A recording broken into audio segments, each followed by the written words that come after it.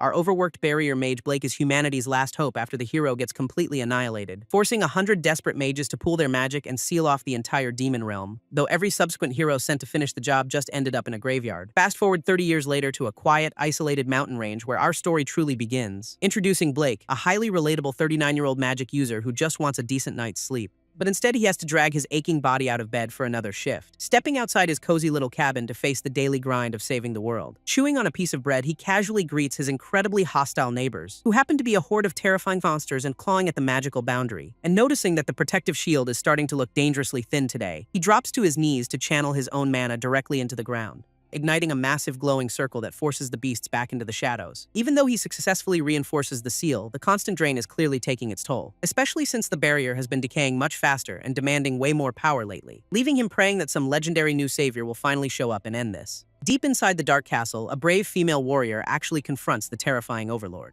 wasting absolutely no time as she charges forward across the polished floor with incredible speed, unleashing a blinding burst of energy as their weapons collide in a massive shockwave, screaming a fierce battle cry while pouring every ounce of her strength into the strike, locking eyes with her monstrous foe in a desperate duel that will decide humanity's fate. This brave female warrior delivers a decisive blow, slicing right through the terrifying demon lord, who stands there coughing up blood in absolute disbelief that he actually lost the battle, cursing her name as his massive body collapses onto the cold stone floor. She raises her sword high in the air, declaring a glorious victory for all humanity. A massive pillar of light erupts from the dark castle, signaling the end of the war, which immediately catches Blake's attention as he stares at the sky in complete shock, wondering if the legendary heroes have finally managed to defeat the Demon King once and for all, especially since the toxic green miasma is suddenly starting to clear up around him, as he finds himself standing in a beautiful green field he hasn't seen in decades. Our overworked mage can't help but smile, realizing the world is finally at peace, and he starts daydreaming about whatever massive reward the kingdom will give him for his service, looking forward to a long, peaceful retirement under a bright blue sky. Fast forward 1 month later, a group of armed soldiers suddenly shows up at his cabin where their obnoxious leader points a finger, rudely declaring that Blake is no longer needed, leaving our poor protagonist completely baffled as he tries to process the sudden eviction. This angry soldier accuses him of being a money-grubbing fraud who wasted public funds on a useless barrier, prompting Blake to desperately explain that his barrier was the only thing keeping the monsters at bay. But the arrogant knight just waves his hand, dismissing him as an incompetent bottom-tier nobody, physically shoving him aside while demanding he pack up his things and get off state property, forcing our tired hero to quietly walk away with his meager belongings as they raid his home. Devastated by the sudden betrayal, Blake can only sigh over 30 years of wasted dedication,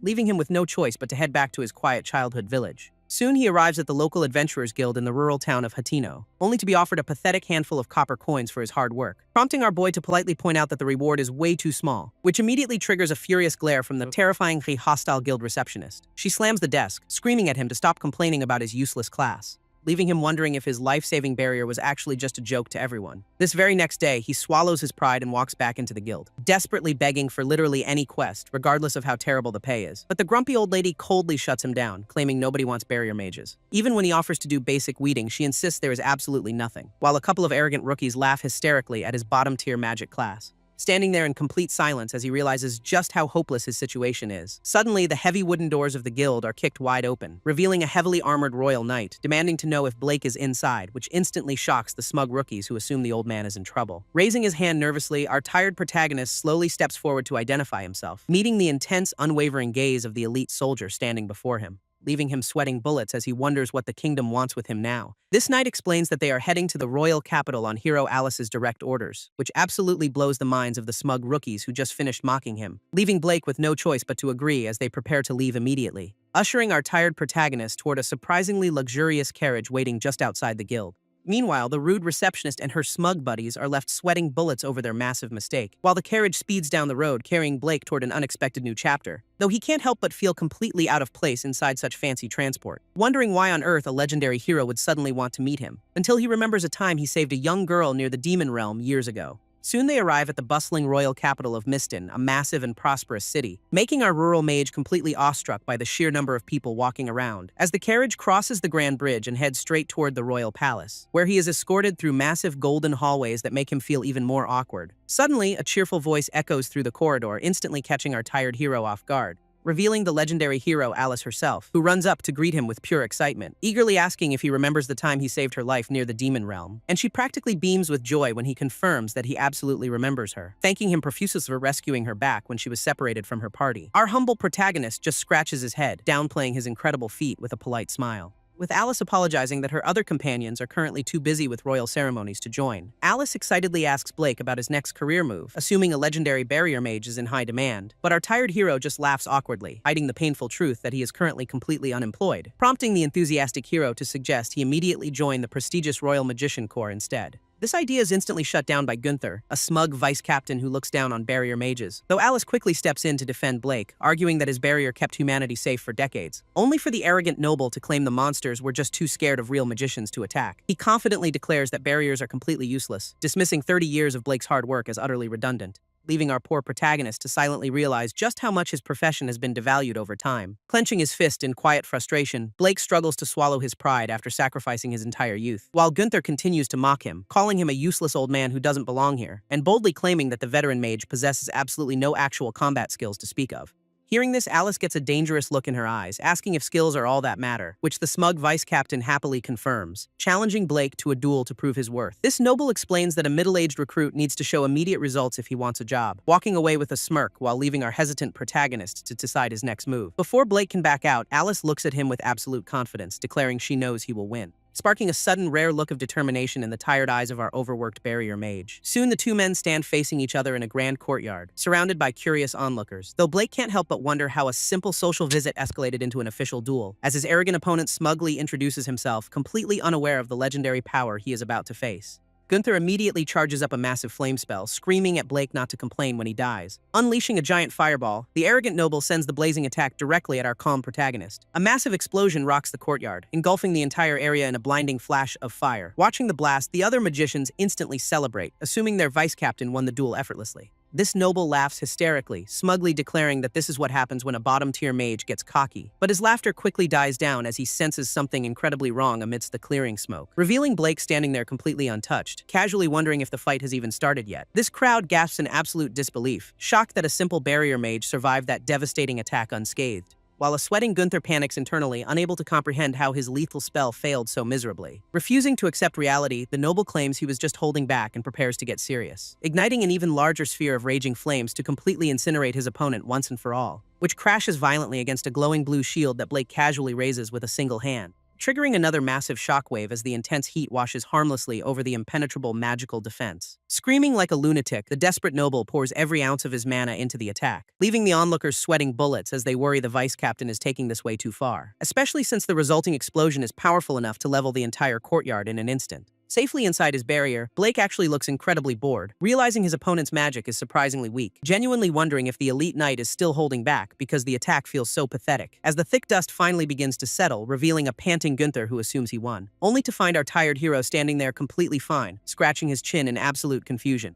Sweating bullets, the arrogant noble tries to convince himself that his opponent is just a low-level nobody, pointing a trembling finger while screaming that a defense-only class is completely useless in a real fight, which prompts him to foolishly dare our quiet protagonist to actually try and land an attack. Hearing this, Blake casually raises his hand, politely agreeing to do exactly what was asked, leaving the smug vice captain completely bewildered by the old man's sudden confidence. Before the noble can even react, a solid blue barrier slams directly into his face, sending him tumbling backward across the hard stone courtyard like a discarded ragdoll, crashing violently into the dirt while coughing up a pathetic cry of pure agony. This sudden turn of events leaves the spectating magicians completely speechless, unable to process the absolute disrespect, while their battered leader struggles to his feet, screaming that barrier magic shouldn't be offensive.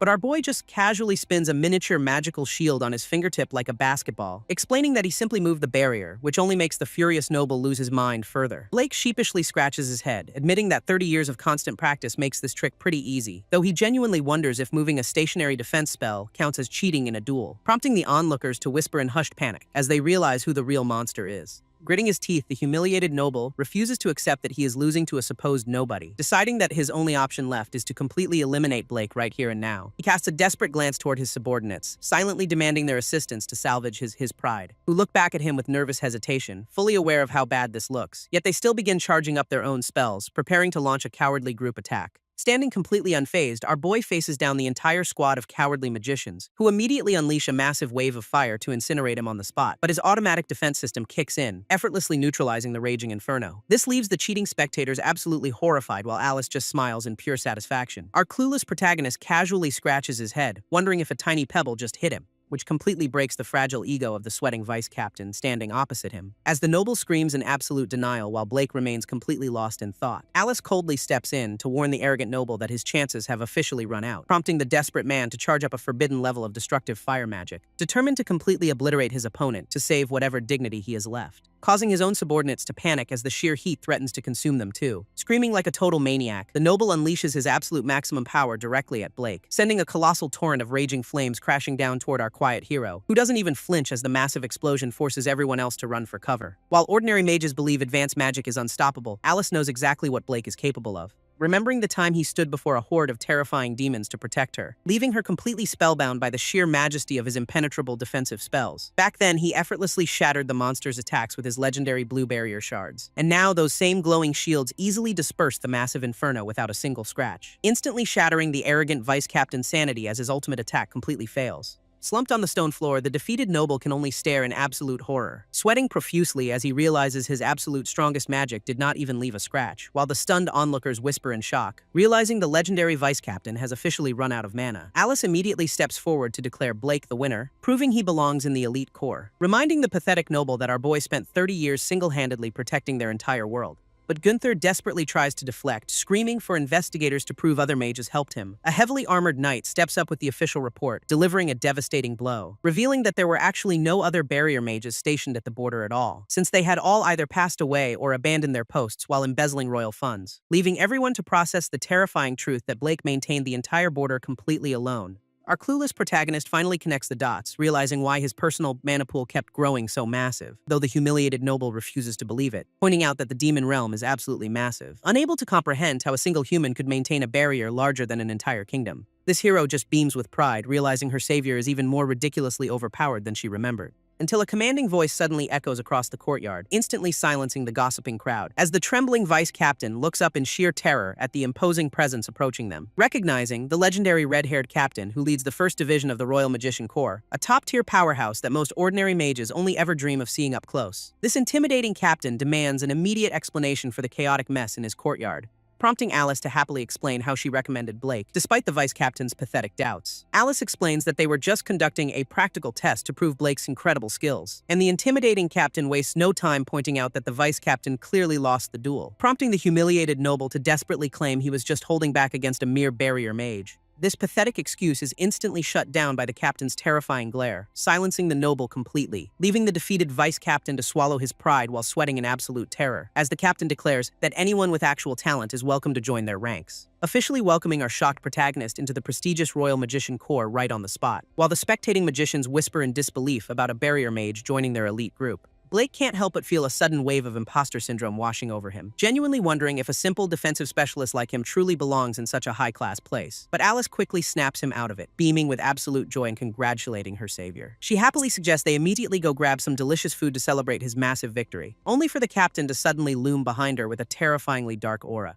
ordering his subordinates to drag the protesting hero back to her official duties immediately. Turning his attention back to Blake, the captain curiously asks about his relationship with Alice, warning him that many clout chasers try to use the hero for their own personal gain, before walking away and leaving our quiet protrustus standing alone under the watchful eye of Gunther. This humiliated noble glares with pure hatred, clearly plotting some sort of revenge against our hero. And a few days later, Blake receives an official letter that leaves him completely stunned. As he finally arrives at the massive castle-like dormitory of the Royal Magician Corps, Blake wanders through the massive dormitory hallway, carrying his gear while trying to locate his assigned room. But nearby trainees immediately start whispering, judging his shabby clothes and assuming he is just some random commoner. Feeling the awkward tension rising, our quiet hero decides to pick up the pace and find his door. Fortunately, he spots the brass plaque for room 206 just a few steps down the corridor. Opening the door with a polite smile, Blake steps inside to greet whoever he will be living with, only to be met by a spiky-haired teenager named Sven, who looks completely baffled by his arrival.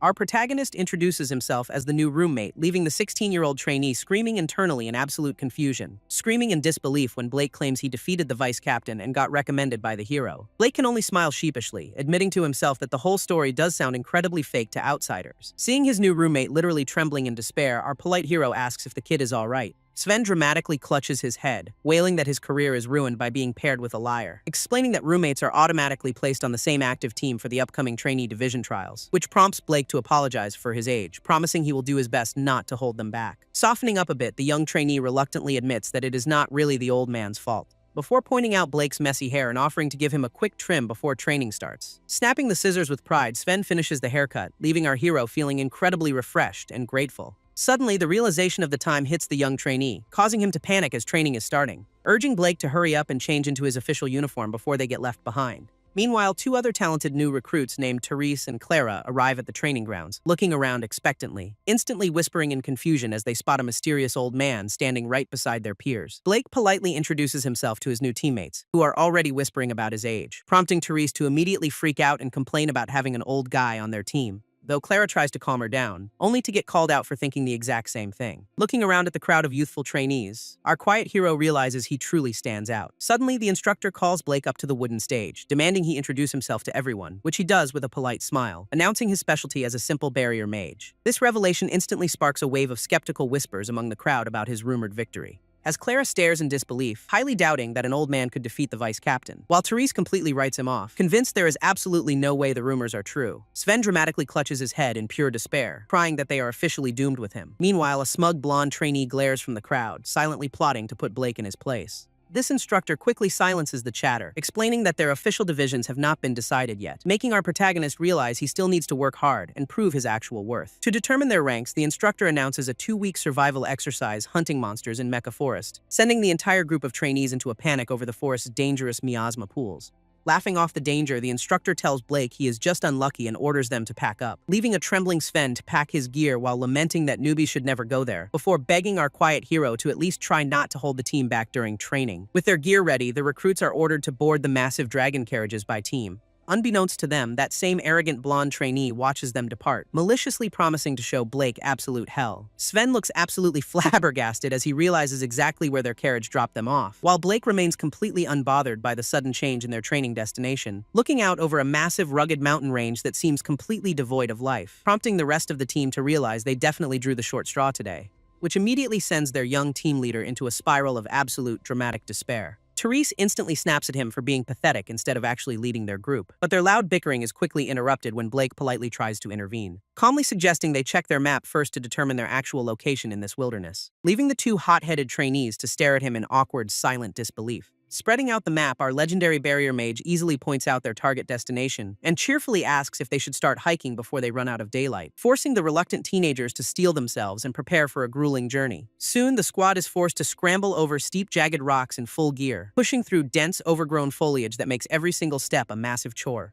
until the exhausted trainees begin to loudly complain about their incredibly heavy luggage. However, Sven notices that our overpowered protagonist is not even breaking a single sweat, leading them right to the edge of their destination just as they finally arrive, standing before the dark, ominous Mecha Forest as creepy purple miasma drifts through the trees. Although the toxic air is highly lethal to normal humans, their magic should protect them, allowing the team to focus on hunting down their target level 2 Komodo dragon. Blake casually asks about monster levels, sending his young roommate into an absolute spiral of disbelief, prompting Sven to smugly explain that monsters are ranked on a basic 10-tier scale of strength, which our polite protagonist genuinely appreciates, leaving the teenager feeling like an absolute genius. Suddenly, the girls call out from ahead, urging the slow duo to finally pick up the pace, with the 4 trainees marching deeper into the eerie, miasma-filled depths of the forest until a sudden rustling in the nearby bushes catches their immediate attention, revealing a small pack of red-eyed goblins armed with crude wooden clubs. This group halts in their tracks, sizing up the sudden threat blocking their path, while Sven and Clara immediately brace themselves to engage in their very first battle, facing down the wild beasts that are ready to tear them to shreds.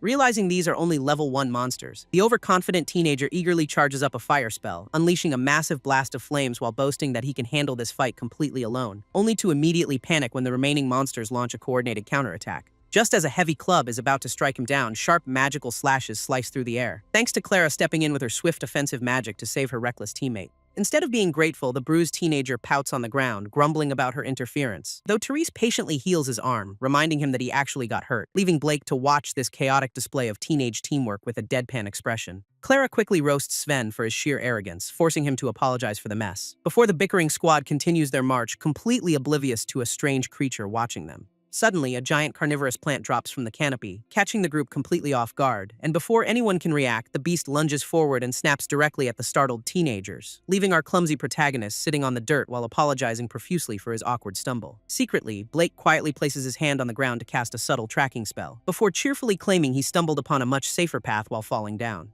Trusting his guidance, the group quickly follows him deeper into the dense overgrown forest. Though Clara can't help but feel slightly suspicious about their teammates' convenient luck. Soon, Blake points toward the trees, claiming he can hear the faint sound of running water, leading them to a perfect campsite, completely unaware of the glowing red eyes watching from the shadows. As night falls, our overpowered protagonist volunteers to take the first watch while the kids sleep. Out of nowhere, a massive red-eyed lion monster creeps out of the bushes, targeting the lone defender, and with a terrifying roar, the beast lunges forward to bite his head clean off. Instantly, a powerful blue barrier materializes, shocking the giant predator and sending it flying backward, forcing the defeated monster to whimper in absolute terror before scurrying away into the dark. Hearing the commotion, Sven groggily sits up and asks if anything happened, but Blake just smiles. This young trainee kindly offers to take over the night watch so the old man can rest, showing a rare moment of genuine respect as he thanks his surprisingly reliable roommate. Blake simply smiles back, glad to see his young teammate is finally warming up to him. Throughout the night, a faint protective dome shimmers around their camp, keeping all threats at bay, allowing Sven to marvel the next morning at how incredibly lucky and smooth their journey has been. Therese starts wondering if their incredibly smooth journey has something to do with the mysterious old man, but Clara quickly dismisses the thought, urging the group to hurry toward the target nest. Meanwhile, the arrogant noble laughs in his luxurious room, confident his brutal trap has already finished them, revealing that the destination he prepared for the rookies holds a much deadlier surprise. Suddenly, a massive level 4 salamander blocks their path, radiating an overwhelming aura of pure heat, which instantly sends Clara into a panic as she screams for everyone to run away, only to realize they are completely surrounded by multiple giant fire-breathing beasts. Dropping to his knees, Sven completely gives up on life as his courage instantly evaporates, wailing in absolute despair that there's absolutely no way for them to survive this encounter. While the girls hold on to each other, trembling in terror as the end draws near. With a terrifying roar, the lead monster charges up a massive ball of concentrated fire, unleashing a devastating torrent of flames that completely engulfs the helpless group of trainees. Looking up in confusion, Clara slowly opens her eyes, realizing she does not feel any heat, thanks to Blake calmly standing in front of them with a massive, glowing blue barrier. This girls stare in absolute shock, slowly realizing that the old man is actually protecting them, even as the furious beast continues to pour a relentless stream of fire against the shield. Still trembling on the ground, Sven panics that they are trapped and cannot escape this nightmare, prompting our overpowered protagonist to take a calm, steady step forward into the blazing heat, leaving his teammates to watch his back in silent, breathless awe as he prepares to fight. Before turning around with a reassuring smile, telling the kids to just wait safely inside. Sven immediately panics, screaming in absolute horror as he realizes the old man is actually walking out. Reaching his hand out in desperation, the terrified teenager begs his roommate to come back, convinced that a simple barrier mage is just throwing his life away as a useless decoy. Clara quickly tries to coordinate an escape plan, refusing to let their teammate's sacrifice be in vain. Though Sven still hesitates, completely torn between saving his own skin and abandoning the old man. Suddenly, Therese gasps in utter confusion as she notices something strange happening to the raging fire outside, prompting the entire squad to peer through the glowing blue shield to witness the impossible, leaving the young trainees completely speechless as they try to comprehend what they are seeing. Outside the dome, our overpowered protagonist locks his glowing blue eyes onto the massive predator, and with a single lightning-fast slash of blue energy, he cleanly decapitates the giant beast. He casually strolls forward as the massive monster collapses behind him in a spray of blood. This effortless display of pure dominance sends his teammates into another massive spiral of disbelief, but our quiet hero barely pays them any mind, already scanning the area for his next target. Right on cue, another furious salamander charges up a massive, glowing ball of fire in its throat, unleashing a devastating blast that Blake easily dodges by leaping high into the air, landing with absolute grace while kicking up a beautiful wave of glowing blue magical particles. Refusing to back down, the giant lizard prepares to launch another relentless barrage of flames, forcing our protagonist to weave through a chaotic rain of fireballs with effortless, high-speed movements. Deciding it is time to wrap things up, he brings his hands together to channel his mana, manifesting a massive crystalline blue gauntlet on his arm to deliver a devastating final blow. Channeling his massive mana, our overpowered protagonist prepares to unleash a devastating strike, slamming his crystal-reinforced fist directly onto the skull of the terrified level 4 beast, which triggers a massive shockwave of blue energy that completely shatters the surrounding ground, allowing him to land with absolute grace as the giant monster is instantly vaporized. Dusting off his shoulders, Blake casually remarks that the fight is finally over, silently wondering if this legendary beast was actually just a weirdly weak lizard. Behind him, the traumatized teenagers stare with their jaws practically dragging on the dirt, before immediately swarming their roommate with a barrage of loud, chaotic questions about his power, leaving our humble protagonist to sweat drop, thinking this was just basic survival in the demon realm. Meanwhile, Clara begins overanalyzing his moves, wondering if barrier magic is secretly the most broken class, concluding that this seemingly harmless old man is definitely hiding some massive world-class secrets. Back at the academy, the arrogant noble is busy celebrating their guaranteed demise, boasting about his flawless plan of luring the rookies directly into a deadly monster nest.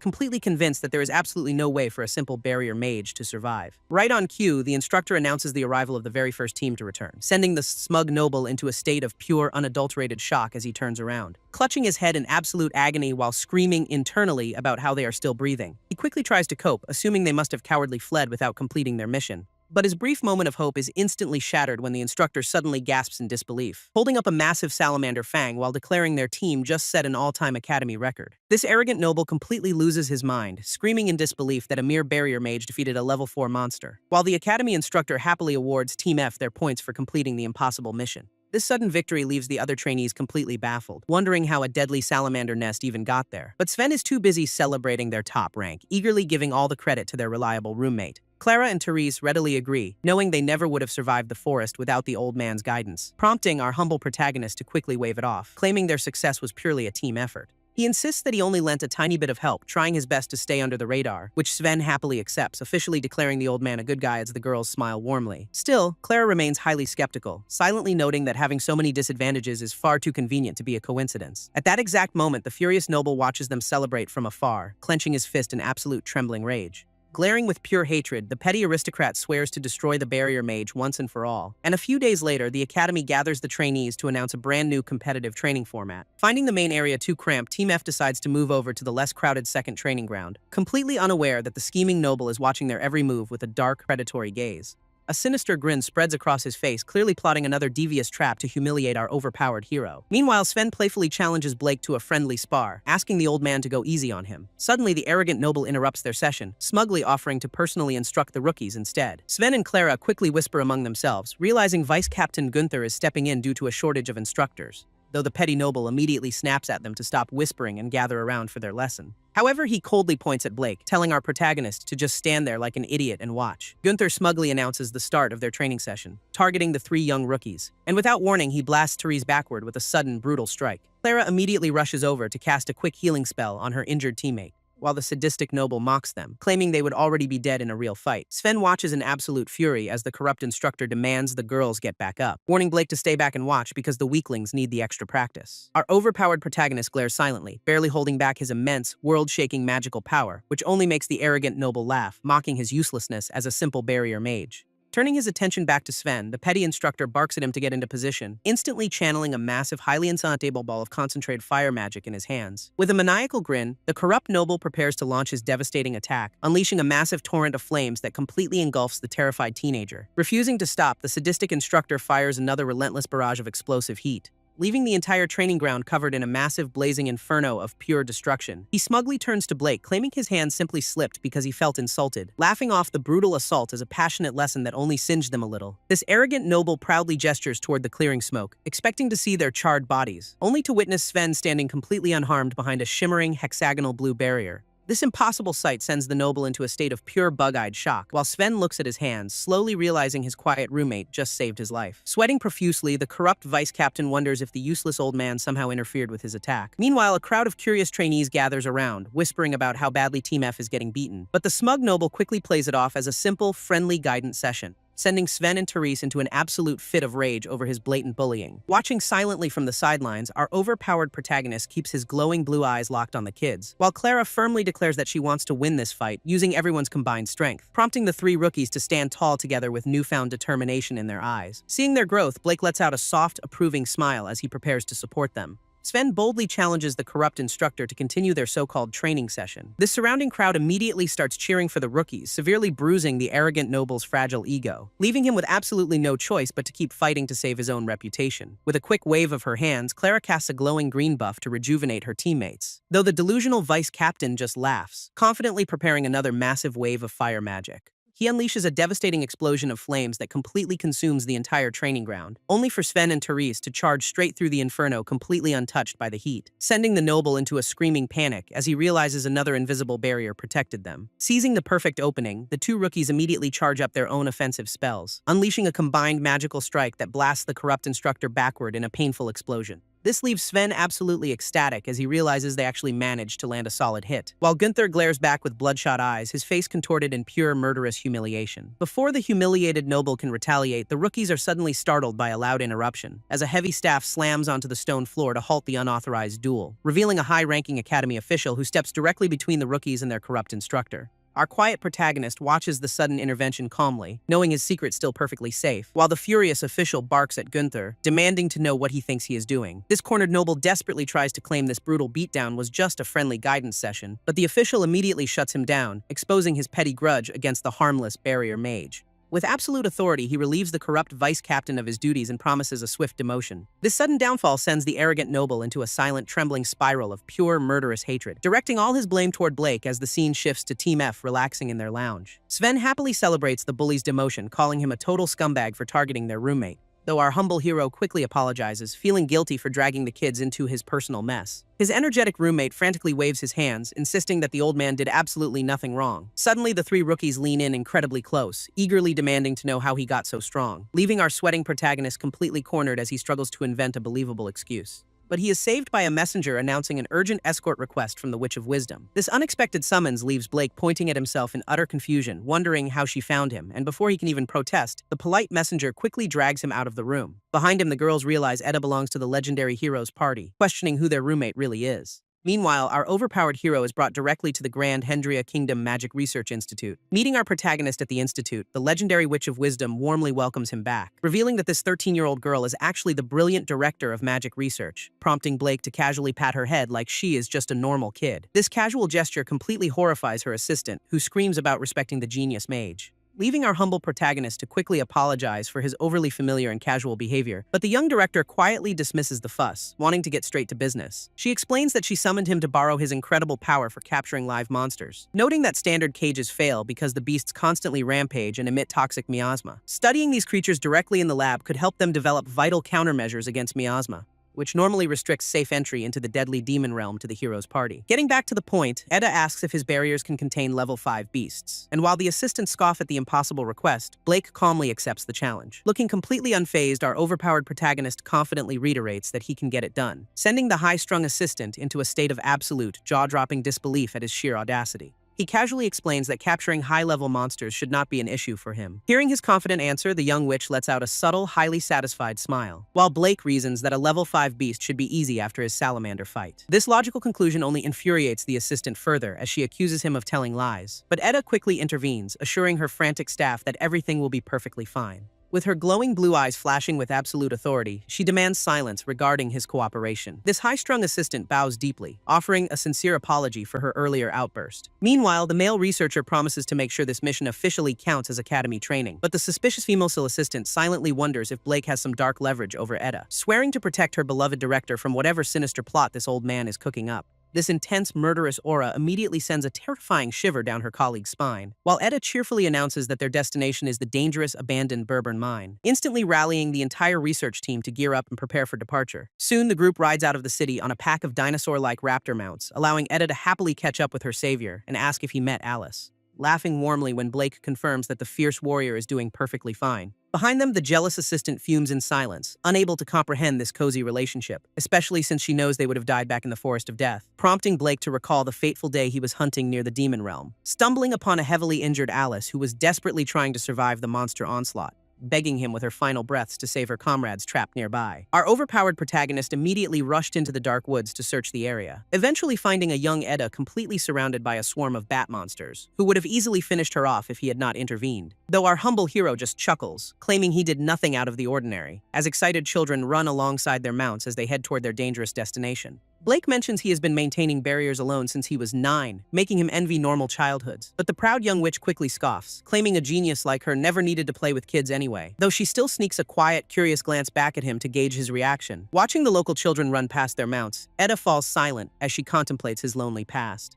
A few days later, the research expedition finally arrives at the ominous purple-shrouded abandoned Bourbon mine. Seeing the toxic fog, the young director asks Blake if he can construct a mobile defensive barrier, prompting his immediate casual agreement while the high-strung assistant screams that such a feat is completely impossible. Without a single care, our overpowered protagonist clasps his hands and summons a brilliant blue magical aura, stepping directly into the deadly high-density purple miasma without a single moment of hesitation, leaving the panicked assistant to declare his actions suicidal as she assumes he just died trying to show off. Suddenly, Blake pokes his head back out of the fog completely unharmed, wondering why they are not following him, while Eda smugly smiles, instructing her stunned team to leave their mounts behind and enter the mine. This ridiculous display of casual power leaves the suspicious female assistant trembling in absolute, speechless disbelief. Walking inside, the researchers marvel at the moving barrier, admitting they have never heard of such advanced magic, though the stubborn assistant quickly huffs, desperately claiming that blocking basic miasma is nothing special. As the group heads deeper down the tracks, Eda notes the lack of monsters but warns of a pool ahead, explaining to a curious Blake that the corruption could stem from beast, a curse, or natural phenomena. She details how cursed objects created by humans or ominous natural entities naturally generate this toxic energy, which eventually births powerful monsters that only intensify the surrounding corruption to create an endless, deadly cycle.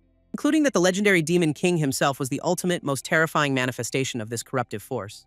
Eda explains that defeating the source of miasma instantly vaporizes all the monsters born from it, though Blake listens closely as she admits that plenty of dangerous beasts still remain. She emphasizes how crucial this research mission is for developing countermeasures against the toxic corruption, but her grand academic lecture is suddenly cut short when she trips over a random rock. Luckily, our quick-thinking protagonist catches the clumsy young witch before she faceplants onto the stone floor. Blake kindly asks if she is all right, causing the flustered genius to blush and stammer an apology, as he casually offers her a piggyback ride since the path ahead is so dark, which immediately triggers the overprotective female assistant, who screams at him to show some respect. Trying to hide her embarrassment, Eda quickly insists she is perfectly fine and commands everyone to move, leading the group deeper into the cavern where the purple fog grows dangerously thick. Suddenly, a massive, heavy hoof stomps into the mud, echoing loudly through the dark tunnels, revealing a terrifying, red-eyed minotaur that lets out a deafening roar right in front of them, and the researchers instantly lose their minds in panic over this level 5 monster. While our overpowered hero calmly suggests capturing it, the arrogant assistant barks at him to stay back, only for their offensive spells to do absolutely nothing as the giant beast easily shatters their attacks, unleashing a massive shockwave of pure rage that sends the entire research team stumbling backward. Trembling in fear, the stubborn assistant finally realizes they are completely outmatched by this brute. Even Eda internally panics, realizing they desperately need Blake's overpowered barrier magic to survive this. So the terrified assistant turns to her director, begging her to capture the beast, leaving the young witch staring back with a completely blank, sweating face of pure, unadulterated regret. This panicked researchers immediately dump all their hopes onto Eda, begging her to handle the beast. Sweating bullets under her giant hat, the young director reluctantly steps forward to keep up appearances, while the massive level 5 minotaur looms over her like an absolute mountain of muscle. Watching from the sidelines, Blake calmly analyzes the situation, knowing she is completely out of her depth, as the young witch desperately grips her staff, trying to summon enough magic to survive. But the giant beast does not wait, lunging forward with a terrifying, earth-shattering roar. Standing her ground, Eda prepares for the worst as the monster closes the distance, prompting our overpowered protagonist to finally narrow his eyes and take matters into his own hands. Just as the Minotaur swings its massive axe down to crush the young director, a brilliant blue barrier suddenly materializes out of nowhere, completely halting the devastating blow, leaving the watching researchers to gasp in absolute shock at this impossible defensive feat.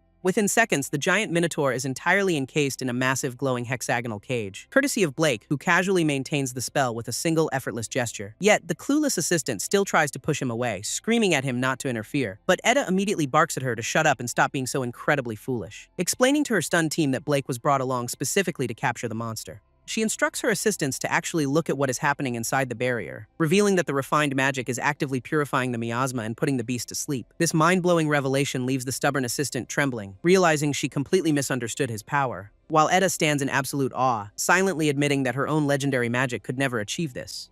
Eda can only stare down in silent embarrassment, completely humbled by Blake's ridiculous display of power, quickly turning to her team to announce they successfully captured the beast and should head back immediately. While the male researcher warmly thanks our hero, he politely asks him to keep carrying the giant monster, prompting the young witch to march ahead while her colleague watches her with a deeply concerned expression. He silently wonders if Eda is secretly harboring some heavy emotional burden behind her proud facade. Back at the research institute, the young director proudly declares that their dangerous mission was a total success. This massive level 5 Minotaur stands perfectly contained right in the middle of their main laboratory, leaving Eda to marvel at how incredibly convenient Blake's portable barrier magic actually is. When she asks how long he can keep it up, our overpowered protagonist casually replies he can do it semi-permanently, which prompts the male researcher to ask if there is any way to keep it active without constant manual feeding. Nervously, the female assistant suggests they should just use Eda's legendary magic to secure the beast instead, but Blake casually pulls out a piece of paper, claiming he has the perfect solution for their problem. Placing the paper down, he explains it is a custom magic circle he designed to maintain barriers automatically. Recognizing the design from the Demon Realm border, Edda admits she always wondered what genius created such a masterpiece. Our humble hero just laughs sheepishly, prompting the young witch to ask in absolute shock if he made it. Blake casually confirms her suspicion, mentioning he drew up the design when he was only 9 years old. Recalling the dark days 30 years ago when the deadly miasma was rapidly eroding the entire continent. Since the barrier mages could not leave their posts, he developed this rechargeable circle to give them a break, planning for 100 mages to power it, though he ultimately ended up maintaining the entire border alone, laughing off the fact that holding up the continent's defense single-handedly was actually a little bit tiring. Seeing the researchers completely lose their minds, Blake casually asks if something is wrong, prompting Edda to scream at him for being so ridiculously humble about his world-saving achievements. But our boy just shrugs it off, placing the custom magic circle on the floor. He immediately channels his mana to activate the device and secure the captured beast, instantly trapping the massive minotaur inside a flawless, self-sustaining blue energy cage. Blake cheerfully notes the barrier will hold for a few hours without any manual feeding, offering to stay close by to ensure nothing goes wrong during their analysis, which Edda gratefully accepts before rallying her energized team to begin their intense research. This laboratory quickly buzzes with activity as the scientists study the safely contained monster, while our overpowered protagonist quietly watches over them from his seat in the corner. Hours fly by as the young director tirelessly mixes potions and reviews ancient texts, until the exhausted assistants finally pack up their things and head home for the night. Noticing that only Edda remains, Blake watches her continue to work in the quiet lab, as the flustered witch offers him a private room so he can rest up, explaining that she must keep working to protect the citizens from the miasma. With a warm smile, our humble hero casually decides to pull an all-nighter too, causing the proud genius to blush and claim she does not need his pity, though Blake jokingly excuses his presence by claiming he just wants to monitor his barrier. Giving in to his stubborn kindness, she quietly tells him to do as he pleases, and our protagonist happily agrees, ready to protect her through the long night. A week passes by with the giant level 5 Minotaur still perfectly secured inside Blake's automatic barrier. And soon enough, the male researcher decides to pack up and head out for the evening, leaving Edda buried behind massive stacks of research books as she dismissively waves him away. Stepping into the quiet hallway, Blake decides to confront the stubborn female assistant to get some answers, asking her why the rest of the team always leaves the young director to work completely alone, which immediately irritates the high-strung assistant, who tells him to stop meddling in their business. But our protagonist pushes further, wondering why they do not even try to help their exhausted leader. Defensively, she explains that ordinary people like them simply cannot keep up with a legendary genius. Recalling how Edda has always operated on an entirely different level since she was a child, she admits that staying late would only get in the young witch's way during her intense research, advising Blake that he should probably just head home too if he has nothing left to do. And walking away down the dimly lit corridor, she leaves our hero standing alone with his thoughts. Blake lets out a heavy sigh, realizing just how much pressure the young director is carrying. Quietly peeking back inside the laboratory, he decides to check on the hard-working genius one last time, only to find Edda completely passed out face first on her desk amidst a mountain of paperwork. Seeing her sleeping so peacefully after working herself to the bone, our kind-hearted protagonist smiles softly, gently draping his own warm cloak over her shoulders before leaving her to rest in peace. A few days later, the lunch bell rings and the busy research institute finally takes a break, but while the other scientists happily run off to the cafeteria, Edda stays behind with dry bread, prompting Blake to walk over and gently tease her about her terrible work-life balance. Edda insists she is perfectly fine, telling her concerned colleague to go ahead and take a break. Meanwhile, the rest of the research team gathers in the lively cafeteria for a warm meal, loudly gossiping about how incredibly dedicated their young director is for working through lunch, claiming they would only get in her way since her genius level is completely incomprehensible, with the high-strung female assistant boasting that Edda is the ultimate treasure of the kingdom. Suddenly, the male researcher speaks up from the doorway, completely disagreeing with their lazy attitude, which immediately outrages the other scientists, who slam their hands down and demand an explanation, prompting him to calmly point out that dumping all their responsibilities on a child is pathetic. But the stubborn assistant instantly snaps back, screaming that Edda is a once-in-a-generation magical prodigy, while the rest of the clueless crowd joins in, claiming she is mature beyond her years. Unfazed, the male colleague argues that her immense talent does not automatically make her an adult, remembering how she used to look so incredibly small and isolated during their travels together, silently watching other normal kids play with a deep sense of envy in her eyes, even forcing herself to stand tall against terrifying monsters just to meet everyone's high expectations. He explains that because the young witch is so remarkably smart and kind-hearted, she constantly forces herself to act like the perfect, flawless leader they all want, asking the stunned group if they can truly call her a grown-up with a straight face. Stepping closer, he demands to know if anyone has ever bothered to ask about her feelings, delivering a final heavy question about whether they actually care about helping their exhausted director. This brutal reality check leaves the stubborn assistant completely speechless, trembling in deep, silent guilt. Shaken by the harsh lecture, the researchers awkwardly pack up and head back to work, only to freeze when they spot the young director standing quietly in the corridor. And instead of offering comfort, they simply walk past her with heavy, guilty silence, prompting her concerned male colleague to try and speak with her before she quickly turns away, leaving him to watch her lonely form retreat down the dimly lit hallway. Later that night, the worried researcher sits alone in his room, unable to shake his anxiety, until a soft knock on the door suddenly interrupts his deep, troubled thoughts, revealing the young witch standing outside in her nightgown, quietly asking for a brief chat. So he immediately welcomes her inside and prepares a warm drink to soothe her distress, gently handing her the steaming mug while apologizing for any trouble he might have caused. Before she can even take a sip, he drapes his own warm cloak over her shoulders, offering a kind smile as he reminds her that the night air is quite chilly. Clutching the warm fabric, the young director blushes slightly and softly whispers her gratitude, feeling a rare sense of comfort and safety that she has not experienced in years. While a peaceful silence settles over the two colleagues sitting together in the quiet room, which Edda finally breaks by apologizing for dragging him into her complicated daily struggles, sadly explaining that she was once filled with immense enthusiasm for her research. But as her team began praising her genius, they slowly stopped putting in any real effort, leaving her with the painful realization that people always change their behavior around her. As she begins to recount her childhood, explaining she was born to completely ordinary village parents. She explains that her lineage was completely average, with absolutely no nobles or magicians in her family. Yet she somehow managed to learn how to speak almost immediately after her birth, quickly teaching herself how to read by devouring an old magic book her parents owned. This early fascination led to her casting spells before she could even walk, leaving her ecstatic parents to proudly declare that their little girl was a certified genius, which prompted them to immediately enroll her in every advanced magical class they could find. Soon, the entire village began treating the young prodigy like a local celebrity, forcing her to act like a mature adult while other kids her age played outside. And because she was a magician, everyone expected her to master both research and combat. At just 6 years old, she was thrown into terrifying training sessions out of sheer desperation, constantly telling herself she was a genius just to survive the crushing weight of their expectations. Returning to the present, the young witch looks down in shame as her voice begins to tremble, clutching her nightgown tightly as she struggles to confess her deepest, most hidden secret. But her colleague cuts right to the chase, gently asking if she is actually terrified of monsters. Edda looks up in absolute shock, completely stunned that he managed to see right through her facade, prompting the researcher to explain that he noticed her subtle panic during their recent battles, recalling how she froze up when the massive level 5 Minotaur first appeared before them, and how she stood trembling with her staff raised, completely paralyzed by her overwhelming fear. Letting out a sad, defeated sigh, the young director admits he is incredibly observant, confessing she only survived the hero's party by hiding safely behind the frontliners as support magic. Trembling on the bed, Edda tearfully confesses that she is absolutely terrified of fighting monsters alone, but Blake surprises her by admitting that he is also scared of facing those terrifying beasts, explaining that he simply had to fight every single day just to survive the harsh world. Looking down in defeat, the young witch quietly wishes she possessed that same mental strength, prompting our kind protagonist to reassure her that she is already perfect just the way she is. Yet Edda protests, crying out that everyone constantly expects her to be an incredibly powerful genius. Clutching her head in panic, she confesses her deepest fear of being completely abandoned if she fails, haunted by memories of cold crowds demanding she prove her worth as a magical prodigy, recalling how people would instantly turn their backs on her the moment she showed any weakness.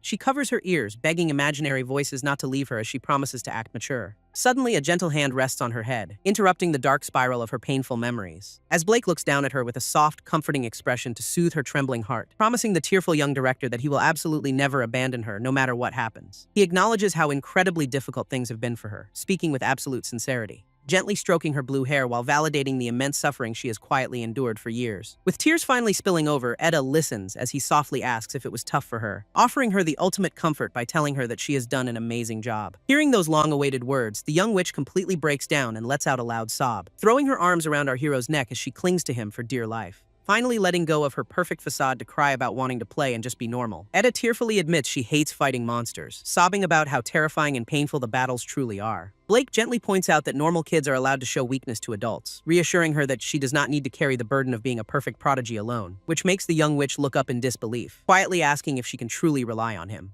He pulls her into a warm embrace, instantly melting away years of isolation and fear. Resting her head on his lap, Edda softly whispers her gratitude as she finally lets her guard down, holding his hand tightly as if afraid this newfound warmth might suddenly vanish, while our protagonist gently strokes her blue hair, letting her rest peacefully after so much suffering. Looking down at her with a soft smile, he promises to protect her fragile heart, watching over her in the quiet room just like he did during their past adventures together. He remembers how they used to fight side by side against relentless waves of vicious monsters, recalling the exact moment she collapsed from sheer exhaustion during a chaotic battle, leaving him to watch over her recovery in a quiet, dimly lit cabin.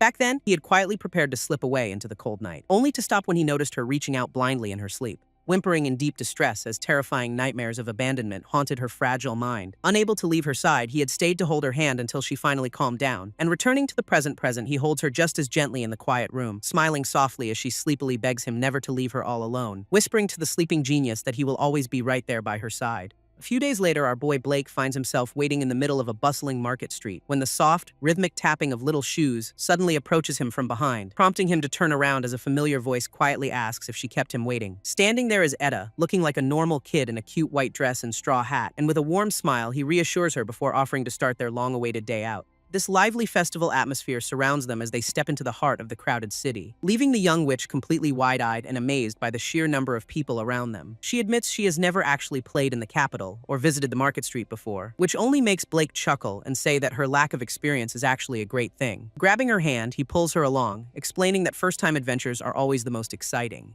instantly bringing a massive, genuine smile to her face as she happily agrees with him. Their first stop is a colorful sweet stall, where she carefully ponders which treat to choose, and soon they are strolling hand in hand, happily munching on giant lollipops together in the sun. Suddenly, a group of local children runs past them, laughing and playing a game of tag, prompting Etta to instantly forget her worries and chase after them with pure childlike joy. Watching her run around, Blake feels a deep sense of relief seeing her act like a kid, as the beautiful sunset paints the sky while they wave goodbye to their new friends. Walking back together, the young director holds his hand tightly, her heart finally feeling completely at peace, showing off a radiant, carefree smile that she has kept hidden away for so many years. Together, the two companions slowly disappear into the evening crowd, ready to face whatever comes next. Walking through the bustling market, Etta suddenly stops when a glittering jewelry display catches her eye. As the friendly merchant behind the counter greets them with a warm, welcoming smile, Blake notices her staring and gently asks if she found something she likes, surprising her, which immediately makes the young witch blush, nervously clutching her dress in embarrassment. Chuckling at her cute reaction, our protagonist decides to take matters into his own hands,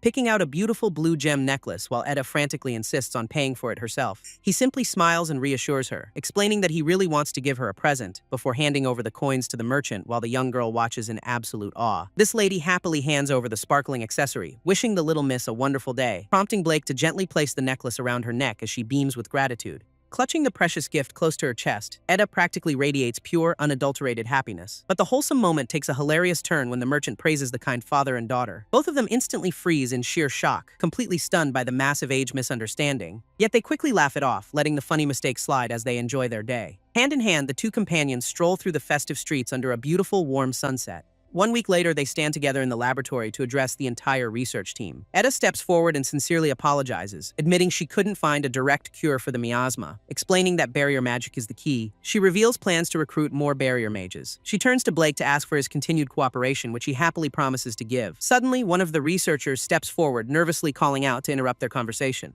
This entire research team bows deeply, sincerely apologizing for dumping all their burdens onto Etta, admitting they let their jealousy and inferiority complexes make them completely complacent and lazy, while confessing they only look down on barrier mages to protect their own fragile pride. Shouting out in unison, the group begs for forgiveness as they lower their heads once more, prompting Blake to quickly reassure them that he holds absolutely no grudges against them, though Etta gently warns them to start pulling their own weight from now on. Turning to our protagonist, the researchers eagerly praise the sheer greatness of his barrier magic, which makes the young witch ask what suddenly gave them the courage to apologize. Her colleague explains they always noticed her suffering, but were too afraid to face their helplessness, until Blake scolded them and showed them what it truly means to support one another. She smiles warmly, declaring that both our hero and his unique magic are absolutely wonderful. Hearing this, Etta looks on with a soft smile, agreeing from the bottom of her heart. Sometime later, the entire laboratory gathers outside the massive dome to bid Blake a fond farewell, as he promises to keep them updated on any new progress regarding the miasma research. Before he can leave, the young director frantically gestures for him to lean down closer, whispering a sweet request to go out and play together like normal kids again sometime. With a gentle, heartwarming smile, our kind protagonist happily promises to indulge her anytime she wants, leaving the young witch absolutely beaming with joy while her confused colleagues look on. Waving goodbye to the cheering crowd, Blake finally sets off on his journey back home, wondering how his friends are doing after being away from them for so long.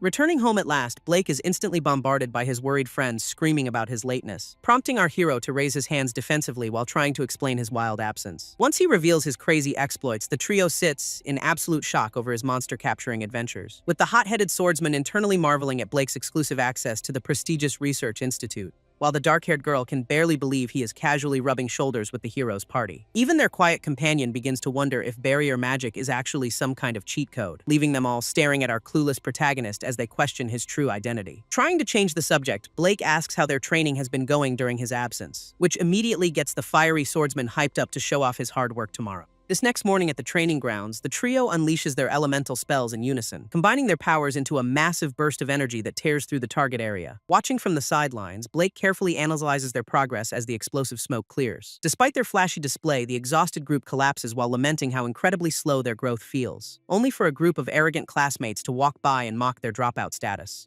instantly sending the hot-tempered swordsman into a silent, teeth-gritting rage at their insults. Feeling completely defeated, the dark-haired girl sadly accepts their low ranking as an unchangeable reality. This defeatist attitude completely triggers her fiery friend, who angrily accuses her of just giving up, forcing her to defensively snap back as the tension between them rapidly boils over. But the frustrated swordsman simply storms off, declaring that he refuses to throw in the towel. Suddenly, a mysterious pair of boots steps into view, halting the remaining group in their tracks. This mysterious boots belong to none other than Blake, who finds the girls whispering in the hallway. Looking completely exhausted by the constant drama, our hero can only sigh at their gloomy faces. He nervously steps forward to ask what on earth is causing all this sudden tension, only to find the hot-headed swordsman flat on his face in a dramatic, desperate bow. Sven desperately begs Blake to teach him magic, crying about how he might get kicked out, prompting our confused protagonist to kneel down and ask why he is going to such extremes. This fiery swordsman reveals he is actually the eldest son of a poor, rural noble family, explaining that he needs to earn serious money to make life easier for his struggling siblings. Blake listens quietly before pointing out that he really only knows how to use barrier magic, which instantly deflates the young warrior's hopes until our hero offers a surprising alternative, promising to teach him advanced combat techniques instead, which immediately gets the kid hyped up again. They agree to start their training first thing tomorrow, leaving Sven bowing in absolute gratitude. Arriving the next morning, the eager swordsman is completely shocked to find his female classmates waiting there too. As the dark-haired girl smugly declares they have no intention of letting him get ahead alone, our protagonist sheepishly rubs his neck, admitting he actually invited them along to join the session. This completely ruins Sven's dramatic solo training plans, making him pout while Blake apologizes for the surprise. Meanwhile, Therese quietly resolves to closely observe Blake to finally uncover the secret of his power. But when she taps his shoulder, he turns around with such a bright, dazzling smile that it completely catches the quiet girl off guard, instantly melting her serious, analytical focus, leaving her blushing furiously as she turns away, while Blake can only laugh at her cute reaction. Therese keeps her eyes glued to Blake, determined to analyze his secret techniques without getting caught. Meanwhile, the group heads deep into the dangerous mecha forest, where massive fire-breathing lizards await them. Sven immediately charges forward, unleashing a massive burst of fire magic directly at their scaly target. Feeling incredibly proud of his flashy move, the young warrior smugly boasts about his growing power. But his celebration is cut short when another massive beast lunges at him from the canopy. Fortunately, a brilliant flash of blue energy slices through the air, instantly neutralizing the threat. Blake steps in to pull the reckless swordsman back, warning him to never drop his guard, and things quickly get worse as a whole pack of monsters suddenly surrounds the group. Stepping in front of his panicked classmates, our protagonist prepares to handle the situation himself, offering to show them a real demonstration of how to handle a crowd of enemies. He channels a massive amount of magical energy, forming a glowing blue blade in his hand, and with one swift, blinding swing, he unleashes a devastating shockwave that clears the entire area, leaving the remaining monsters completely obliterated as he calmly finishes his brief lesson. These three students stand frozen in absolute disbelief, unable to comprehend his ridiculous level of power, while Therese nervously gulps, realizing that their classmate is operating on a completely different level. Sven immediately demands to know how a simple barrier mage could possibly possess such overwhelming strength, prompting Blake to look back at them with a slightly nostalgic and serious expression, explaining that his past is a rather long story that requires a bit of explanation. Gathering around a quiet clearing, the group sits down to finally listen to his mysterious history, as Blake begins to recount his early days when he first discovered his unique barrier magic. As a young child, Blake was forcefully taken away to the harsh and unforgiving demon realm, where jagged cliffs and dark energies loomed over anyone unfortunate enough to end up there, forcing a group of young mages to constantly maintain barriers against the deadly miasma, though they were only given pathetic scraps of food before being completely abandoned by their captors. Left entirely on his own, our protagonist could only watch the carriage disappear into the distance. Since the barrier required constant focus, he was trapped in that exact spot without any escape, pushing his young body to the absolute limit while surviving on barely any sleep, until his meager rations ran completely dry, leaving him starving and on the verge of collapse. In his desperation, he came up with a wild plan to design an automatic magic circle, which instantly shocks his classmates, who point out that developing such advanced magic is practically impossible. However, Blake casually shrugs it off, confirming that he actually succeeded through sheer trial and error. Within just a few days, he managed to manifest a massive, self-sustaining circle of pure energy, though the immense strain of the process left him completely drained and gasping for breath, allowing the exhausted boy to finally collapse and sleep like a log. He even paid a passing merchant to share this revolutionary method with other struggling barrier mages, but his immediate survival was still threatened by a severe lack of food and shelter, especially after his first attempt at foraging in the woods ended with a massive monster chasing him out, forcing him to rely on the rare, meager rations delivered by passing knights every few months. Unfortunately, even those sparse deliveries eventually stopped, leaving the young boy completely isolated in the wilderness. Backed into a corner with no other choice, he bravely stepped back into the dangerous forest. Stepping into the pitch-black woods, our young hero immediately senses deadly eyes watching him from the shadows. Before he can even react, a massive horned beast charges out to turn him into lunch, forcing the terrified kid to desperately deploy his magic while running for his absolute life, which barely manages to block a devastating axe swing from the relentless monster. He collapses in exhaustion under his protective dome, barely surviving his first real taste of danger. Unfortunately, his dangerous foraging trip only yields a pathetic handful of wild mushrooms and weeds, while the dense miasma constantly forces him to waste precious mana on purification barriers, making him realize that his current defensive spells are completely useless for actual survival. So he dedicates every waking moment to researching new ways to upgrade his magic. Through relentless training, he finally learns how to manifest solid, physical barriers to block attacks, allowing him to easily trap monsters in glowing cubes while casually gathering his food. Fast forward 3 years later, a 12-year-old Blake is looking much healthier and more confident, though the dangerous forest still sends giant snake monsters to ambush him from behind. But our boy simply smiles, instantly trapping the massive serpent's head in a solid cube, leaving the beast completely helpless as he casually strolls away with his loot. With his refined skills, he easily fills his entire sack with fresh fruits and vegetables, yet he still lacks any real offensive power to actually defeat these dangerous creatures, prompting him to experiment with moving his stationary barriers to use them as weapons. His hard work eventually pays off, letting him spin high-speed energy cubes around his targets, and by age 15, he has officially mastered the art of freely controlling his barriers. He named this new style his offensive barrier technique, using sharp energy cubes to shred his targets. After years of starvation, his first taste of real monster meat was absolutely heavenly, though he first had to use his purification magic to completely cleanse it of deadly miasma. Determined to improve, the young mage pushed his research to the absolute limit, experimenting with the shape, hardness, and physical properties of his glowing blue platforms, until he could freely manipulate their viscosity and even wear them as solid armor. Back in the present, Blake explains how daily survival forced him to weaponize these defensive spells, recalling the endless battles against giant fire-breathing lizards that hunted him day and night. He demonstrates by effortlessly blocking a massive stream of flames with a single hand, leaving his 3 young companions staring in absolute jaw-dropping disbelief at his casual display. With a sudden burst of speed, our hero leaps high into the air, channeling a highly concentrated sphere of pure barrier energy directly into his palm, before slicing clean through another massive beast with a single blinding flash of light. He casually turns back to his students, holding his glowing energy blade like it is nothing, prompting the dark-haired girl to nervously point out that he is way too overpowered. Our clueless protagonist can only sweat drop, genuinely surprised that they find his basic moves so impressive. Sven and the girls exchange solemn looks, suddenly understanding the tragic childhood that forged his monstrous strength, while Blake just stands there with a massive question mark floating over his head. He cheerfully reassures them that they can easily reach his level with just a little hard work, leaving the exhausted girls silently judging their insanely overpowered and completely oblivious mentor. Sven pumps his fist, psyching himself up to train hard and reach his mentor's ridiculous level, but Blake just smiles warmly, announcing that the timing for their next lesson is absolutely perfect, casually pointing toward a pair of massive fire-snorting lizards that just spawned right behind him. This sudden difficulty spike leaves the 3 students completely frozen in absolute jaw-dropping terror. Their desperate screams echo through the dense forest canopy as the brutal training session officially begins. Meanwhile, back at the royal palace, a highly respected red-haired captain walks through the grand hallways, showered in endless praise by passing noble bureaucrats who worship his legendary flawless track record, introducing none other than Lancelot, the kingdom's most celebrated young prodigy and rising star. He politely downplays his grand title, though his humble attitude only makes his admirers cheer louder. Strolling past the sycophants as he continues his walk through the luxurious imperial corridors, joining his younger squad mates, the captain secretly agrees that the praise is actually quite accurate. Yet he still plays modest while his loyal subordinates insist that everyone completely relies on him. Deep down, the red-haired warrior feels he is just slightly more talented than the average mage, lamenting how his magical growth has recently stagnated without any real goals left to achieve, especially since his overwhelming fire spells can easily incinerate any threat in a single, flashy blast. Ever since the Demon King was defeated, the world has simply run out of powerful adversaries, making him quietly wonder how long he must carry the heavy burden of everyone's expectations. Returning to his private office, he buries himself in tedious paperwork to escape his existential dread, until his assistant delivers a report about low-level monster attacks threatening some nearby rural villages. This captain decides to turn this into a field training exercise, wondering which recruits to send. Sven's heart hammers against his chest as sheer panic completely takes over his mind, while the girls desperately try to keep their composure despite their shared terror. But Blake remains completely unfazed, casually offering them refreshments while they freak out. Turns out, the entire academy is preparing for a massive joint expedition with the elite 1st Division, prompting our protagonist to casually mention his extensive monster-slaying experience like it is nothing, which instantly boosts his students' confidence as they realize how much they have grown. Unfortunately, a group of arrogant classmates immediately starts mocking them for being nervous dropouts, sending Sven into a defensive rage right before the commanding officers order everyone to fall in line. This massive crowd of students quickly organizes themselves into a neat, disciplined formation, as the legendary red-haired Captain Lancelot makes his grand entrance to address the recruits. He outlines their 2-week journey to eliminate dozens of low-level monsters threatening a nearby village, eliciting a thunderous, unified response from the eager crowd of young mages.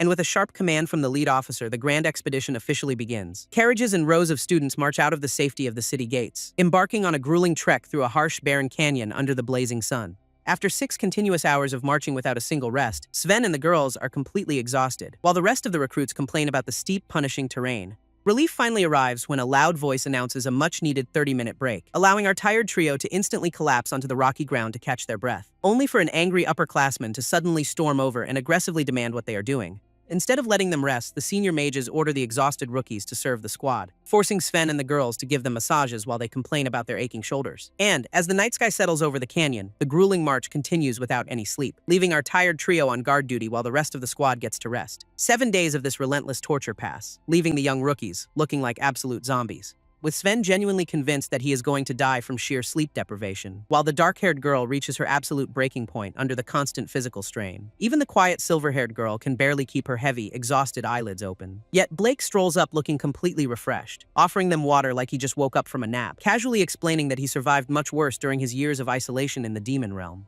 This ridiculous explanation prompts Sven to remind the girls that their mentor is not a normal human, before he notices that all the other trainees have mysteriously vanished from the camp. Suddenly, 2 arrogant seniors grab Sven, mockingly praising them for not running away like the others, instantly turning their toxic attention to Blake, sneering at his special recommendation into the academy, demanding to know how a middle-aged barrier mage managed to worm his way into their elite ranks. Sven immediately snaps, furiously shouting that Blake earned his spot and is incredibly powerful, which only angers the bullies who crack their knuckles to teach the disrespectful rookies a lesson. But before a fight can break out, the legendary red-haired Captain Lancelot suddenly steps in, sending the terrified bullies scrambling away with pathetic excuses to avoid getting in trouble. Lancelot calmly warns Blake to avoid causing trouble, leaving our protagonist to politely thank him for intervening. Lancelot quietly studies Blake, wondering if this seemingly average mage is secretly hiding some monstrous power. 2 weeks of grueling travel finally pass, bringing the entire expedition to a heavily damaged border village. Inside the local town hall, the terrified elders explain that nearby settlements are constantly being raided by monsters, desperately begging the royal mages to hunt down the beasts before their own homes are completely destroyed. Listening to their desperate pleas, Lancelot remains completely silent while analyzing the suspicious details of their story, while Sven and the exhausted girls finally get a moment to rest their aching bodies outside. Just as Blake cheerfully returns from his scouting duty to apologize for leaving them behind, suddenly, an officer calls for a mandatory meeting, ordering all the squad leaders to gather immediately, where Lancelot bluntly reveals to his officers that the village chief is actually lying to them, pointing out that the lack of young women suggests the villagers are already being blackmailed by monsters. This brilliant deduction instantly sends his loyal subordinates into a frenzy of absolute praise and admiration, prompting the captain to order a strict ban on local food while planning a midnight ambush, which the sycophantic officers eagerly accept without a single second of critical thought or hesitation. But before Lancelot can finalize the defensive plan, a quiet voice suddenly interrupts the confident meeting, leaving the entire room of elite mages turning around in absolute shock and utter confusion, as Blake politely raises his hand to ask if he can share his own perspective. This arrogant senior officers immediately explode in anger, furiously screaming at the rookie to know his place. But Lancelot quickly shuts them down, demanding they show some respect to their fellow mage. He steps forward to face our protagonist, genuinely curious to hear what the mysterious rookie has to say, allowing Blake to calmly explain that a passive defense will only get the captured hostages killed. When the senior mages mockingly ask if he plans to search until bedtime, Blake calmly nods in agreement, prompting the bullies to scoff that finding the monsters in such a short time is completely impossible. But our protagonist just smiles warmly, introducing his special detection barrier technique to solve their little problem, leaving the arrogant seniors completely baffled as he gathers glowing blue particles directly in his palm, explaining how dispersing his barrier into tiny particles allows him to map out any physical shape it touches, which means he can easily track the movements of monsters, humans, or literally anything with a physical form. Absolutely losing his mind, a furious senior grabs Blake's collar and screams that he is a dirty liar. But our hero simply closes his eyes, instantly activating his detection magic to prove them wrong, casually pointing out that the 2 recruits behind him are currently yawning and drinking water. This precise deduction leaves the bullies sweating in sheer disbelief, accusing him of plotting with his students, until Captain Lancelot suddenly steps in, officially assigning Blake's squad to locate the monster lair and rescue the hostages. This captain secretly figures that even if these rookies fail, it won't hurt their main assault force anyway, ordering all squads to prepare for a coordinated midnight ambush as the soldiers salute in unison. Under the glowing light of a full moon, our rookie team quietly sneaks into the dark, dense forest. Sven can barely contain his excitement, thrilled that the legendary captain actually entrusted them with such a vital mission, though the dark-haired girl quickly ruins his mood by pointing out they were likely sent as disposable bait. Blake cheerfully turns back to reassure them, confirming he can easily locate the beasts if they move around a bit, prompting Sven to laugh in relief, admitting he is no longer surprised by his mentor's ridiculous cheat codes. Watching him walk ahead, the quiet silver-haired girl silently marvels at how incredibly versatile his barrier magic truly is, her cheeks flushing bright red as she realizes her heart starts racing whenever she is close to him. Under the cover of darkness, the quiet border village settles into a deceptively peaceful silence, with the exhausted academy recruits finally getting some much-needed sleep inside their carriages, completely unaware of the deadly threat creeping toward the main camp from the shadows. Inside his private quarters, Captain Lancelot rests peacefully after a long day of planning, but a group of stealthy lizardmen suddenly slip through the window with daggers drawn, surrounding the sleeping captain's bed as they prepare to execute a silent, coordinated assassination. Without hesitation, the cold-blooded beasts plunge their blades down to finish him off, only for a brilliant green barrier to instantly shatter their weapons and blow them back, revealing that Lancelot was fully awake and ready for their pathetic little sneak attack. Massive explosions suddenly rock the entire village as the rest of the monster horde strikes, prompting the arrogant senior mages to quickly counterattack while boasting about how easy this is, until a massive, terrifying shadow looms over them from the dark forest behind, unleashing a terrifying squad of high-level orcs with glowing red eyes ready to smash them. One massive beast raises a heavy wooden club, completely bypassing their weak magical defenses, and with a single brutal swing it sends the screaming senior flying through the air. Trapped and utterly defenseless, the terrified bullies can only cower on the ground in absolute horror, before a sudden, overwhelming torrent of fire incinerates the monsters in a single flashy blast. Lancelot steps forward like an absolute boss, effortlessly channeling his legendary flame magic to save them, calmly asking the trembling survivors where the rest of the enemy forces are hiding. This relieved seniors stammer their thanks, only to freeze as they notice something even more shocking. Looming over the battlefield is a massive level 6 orc lord, radiating pure malice, sending the arrogant senior mages into an absolute state of sweating, hysterical panic, but they quickly remember they have the legendary Captain Lancelot on their side. Leaping high into the night sky, the captain channels a massive dual-element spell, preparing to unleash a devastating attack that will completely wipe out the threat. A blinding torrent of concentrated fire and energy rains down from above, engulfing the terrified Orc Lord and his minions in a sea of white-hot flames, completely vaporizing the entire monster horde in one single glorious display of power. Nothing remains of the beasts except a massive smoking crater in the ground. Landing gracefully back on his feet, the captain barely even breaks a sweat, prompting his sycophantic squad members to instantly cheer and chant his name.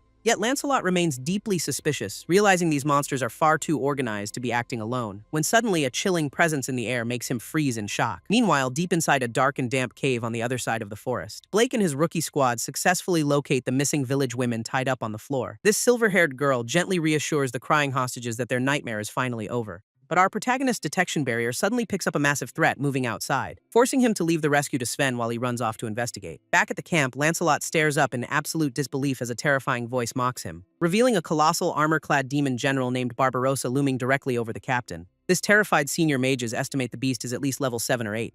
But the colossal monster swings its massive blade down while mocking the captain's pathetic strength. Realizing he is dangerously low on mana, Lancelot desperately calculates his final high-level spell. Meanwhile, his clueless subordinates keep cheering blindly, convinced their legendary leader will easily win. Refusing to accept defeat, the captain forces himself to stand tall against the overwhelming pressure, only to freeze in sheer panic as a devastating strike rushes directly toward his face. A massive explosion instantly consumes the battlefield, kicking up a blinding cloud of dust and debris, leaving the arrogant seniors crying like babies as they scream for their fallen captain. Looming over the smoke, a giant beast raises its heavy axe to deliver the final blow, unleashing a devastating shockwave that threatens to completely obliterate what remains of the area. Suddenly, the monster's glowing purple eyes widen in pure confusion as its weapon hits a solid wall, sweating profusely as it realizes its ultimate strike has been completely stopped in its tracks. Turns out our boy Blake arrived just in time, casually holding up a glowing blue shield, effortlessly blocking the colossal axe with his signature hexagonal barrier like it is nothing. This ridiculous display of power leaves the watching mages absolutely speechless and questioning reality. Ignoring the giant, Blake turns to the battered captain and politely offers to heal his wounds, releasing a beautiful shower of glowing blue and green particles directly from his palms, which instantly wraps around Lancelot, leaving the legendary commander staring in absolute wide-eyed shock. He silently wonders if this is holy magic, unable to comprehend how a barrier mage can heal, prompting Blake to explain that it is just a specialized barrier technique designed to stimulate regeneration. Furious at being completely ignored, the giant demon general roars in absolute vein-popping rage, swinging his massive weapon down to crush the annoying pests once and for all. But Lancelot quickly asks Blake if they actually stand a chance at winning this fight, explaining that his ultimate spell requires a significant amount of time to charge up, which prompts our protagonist to casually offer to create the perfect opening for him. confidently declaring that he will take the offensive instead of just playing defense. This bold claim leaves the captain completely baffled, wondering how a barrier mage can possibly fight. But Blake simply claps his hands together, gathering a dense concentration of glowing blue mana. Wrapping the magical energy tightly around his legs to boost his physical speed, crouched low to the ground as he prepares to launch a high-speed assault,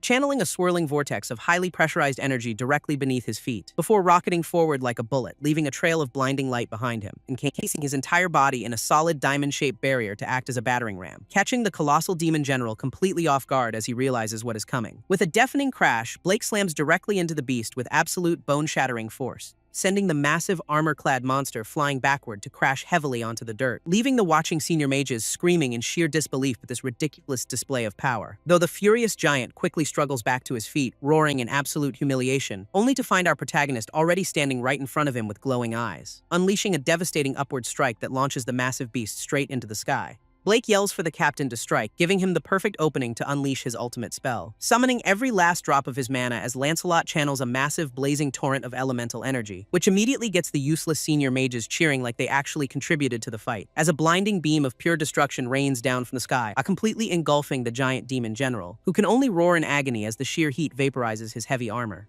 triggering a massive explosion that completely shakes the entire forest to its very core. When the smoke finally clears, the colossal beast lies charred and defeated on the ruined ground, prompting the cowardly seniors to instantly celebrate, taking credit for a victory they didn't earn. But the exhausted captain is barely standing, huffing heavily as his mana pool runs completely dry, with his knees buckling under the immense strain as he begins to fall toward the dirt, only for a steady hand to suddenly reach out and catch him just in time, revealing our boy Blake is right there to support the legendary commander with a warm smile. He casually compliments the captain's spell, acting like they didn't just survive a literal boss fight, while Lancelot looks back with genuine respect, quietly acknowledging the rookie's insane contribution to their victory, until the sycophantic mages crowd around them, loudly chanting that their captain is absolutely invincible, before immediately turning on Blake, accusing the rookie of trying to steal all the glory. But Lancelot quickly shuts them down, admitting he would have been completely doomed without him, prompting our humble protagonist to just smile, casually suggesting that the legendary captain might have won anyway, leaving the commander staring in absolute shock at the kid's maturity and lack of ego, as Blake gently reminds everyone that even the strongest heroes are human and need help sometimes.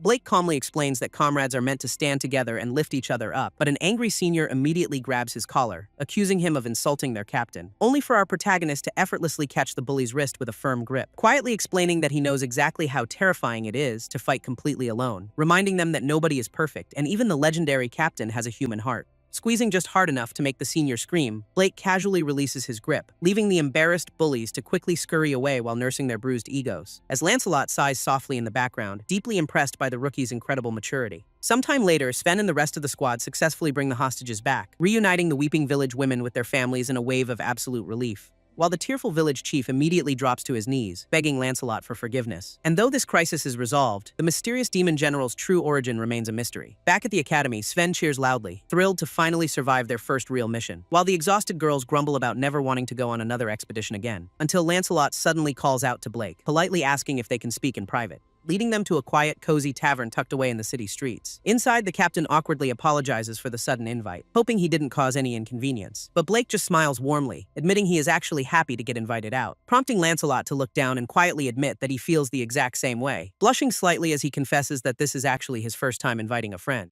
Lancelot chuckles softly, realizing they are both completely new to this whole friendship thing, while Blake happily agrees, glad to see the legendary captain finally letting his guard down, prompting the commander to suggest they drop all formal titles since they are officially off duty, which our protagonist eagerly accepts, raising his wooden mug to initiate a proper celebration, as Lancelot raises his own drink to toast their shared bond as kindred spirits, with Blake adding a toast to their shared flaws, embracing their imperfect human nature. Clinking their heavy mugs together, the two newly minted friends share a hearty cheer, spending the rest of the night laughing and sharing stories over drinks and food, completely forgetting about the stress of their duties as they enjoy each other's company, leaving Blake with a genuine warm smile on his face after a long time. This next morning, bright sunlight washes over the bustling streets of the Grand Academy city. Walking through the lively crowd, Lancelot stretches his arms out with a relaxed, happy grin, thoroughly enjoying a rare day off to simply wander around the town completely by himself, reflecting on how chaotic his life has been before finding this peaceful moment of quiet, silently acknowledging that he owes his current peaceful life to the legendary hero Alice. Suddenly, a mysterious person wearing a bright blue cloak comes sprinting through the busy plaza, just as Lancelot resolves to find a way to properly thank his savior someday, only for the cloaked runner to suddenly lose her balance and crash directly into him, stumbling backward as she bows repeatedly and frantically apologizes for her clumsy mistake. But as Lancelot turns to check if she is alright, he freezes in absolute shock,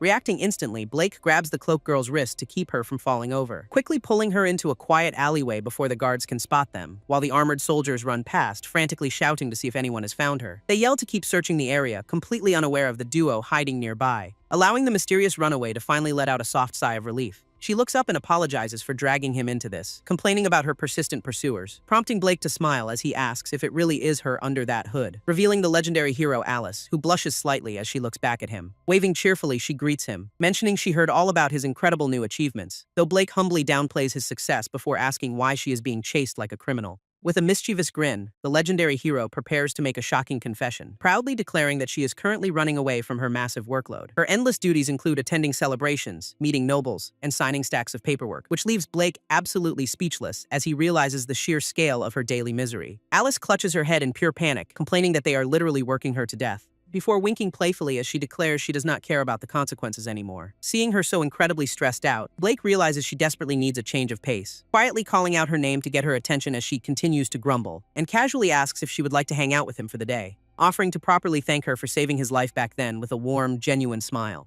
Hearing his sudden invitation, the legendary hero blushes deeply in absolute surprise, before immediately cheering with a bright, joyful smile as she happily accepts his offer, leading them to a breathtaking, secluded meadow hidden far away from the bustling city. Blake marvels at the peaceful landscape, while Alice explains this is her favorite secret hideout, reassuring him that he is a very special guest who is always welcome here. Suddenly, she reaches into her leather pouch to pull out a surprise for him, proudly presenting 2 homemade wooden lunchboxes with an incredibly excited expression on her face, revealing some massive, perfectly stacked sandwiches inside that look absolutely mouthwatering and delicious, as they sit down together on the soft grass to enjoy their meal, though our protagonist gets a bit confused about why she prepared 2 whole boxes, prompting a flustered Alice to quickly change the subject and tell him to dig in. Taking a big bite, Blake is instantly blown away by the incredible flavor, warmly praising her culinary skills while she admits to being surprisingly domestic for a hero, but he gently reassures her that having normal hobbies is not weird at all. Softening her expression, Alice looks down as she begins to share her past, reflecting on the quiet life she lived before her sudden rise to legendary status. She explains that she was once just a normal girl in a rundown village, spending her days doing simple housework without possessing a single drop of magical power, until a fateful day when a divine light shone down on her in church, receiving a holy blessing from the goddess Altria that changed her destiny forever. Alice explains that receiving a divine revelation meant she had to undergo brutal training to defeat the Demon King,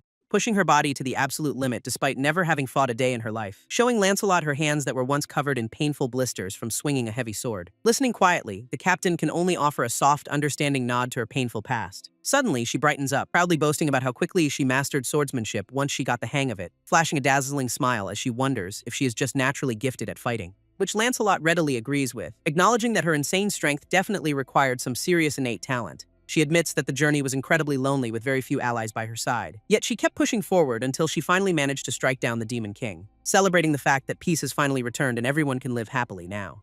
Even so, she quietly reminds him that she is still burdened with the title of hero, prompting Lancelot to suddenly look up with a deeply serious expression on his face, reminding her that he spent 30 years as a simple barrier mage left behind by the times. Alice gets completely flustered by his sudden shift in tone, wondering if he is just joking around. But the captain stands firm, explaining that even someone like him has core beliefs to uphold. Looking directly into her eyes, he softly confesses his deep desire to protect her, explaining that his lifelong duty of maintaining barriers was always about keeping people safe, including her. Blushing furiously, the legendary hero asks why he would want to protect the strongest human alive. Lancelot gently replies that her legendary title does not change who she truly is. To him, she is simply a kind, hardworking, and absolutely wonderful girl who deserves happiness. Hearing his incredibly kind words, Alice looks down with a soft, appreciative smile, thanking Blake for his comfort while admitting she was just feeling a bit frustrated. And seeing her bright, cheerful expression return, our protagonist quietly nods in relief. Sometime later, the two walk back to the city streets where she happily thanks him, waving goodbye as she runs off while promising to hang out with him again soon. Watching her leave, Blake is completely unaware of a sinister presence lurking in the shadows,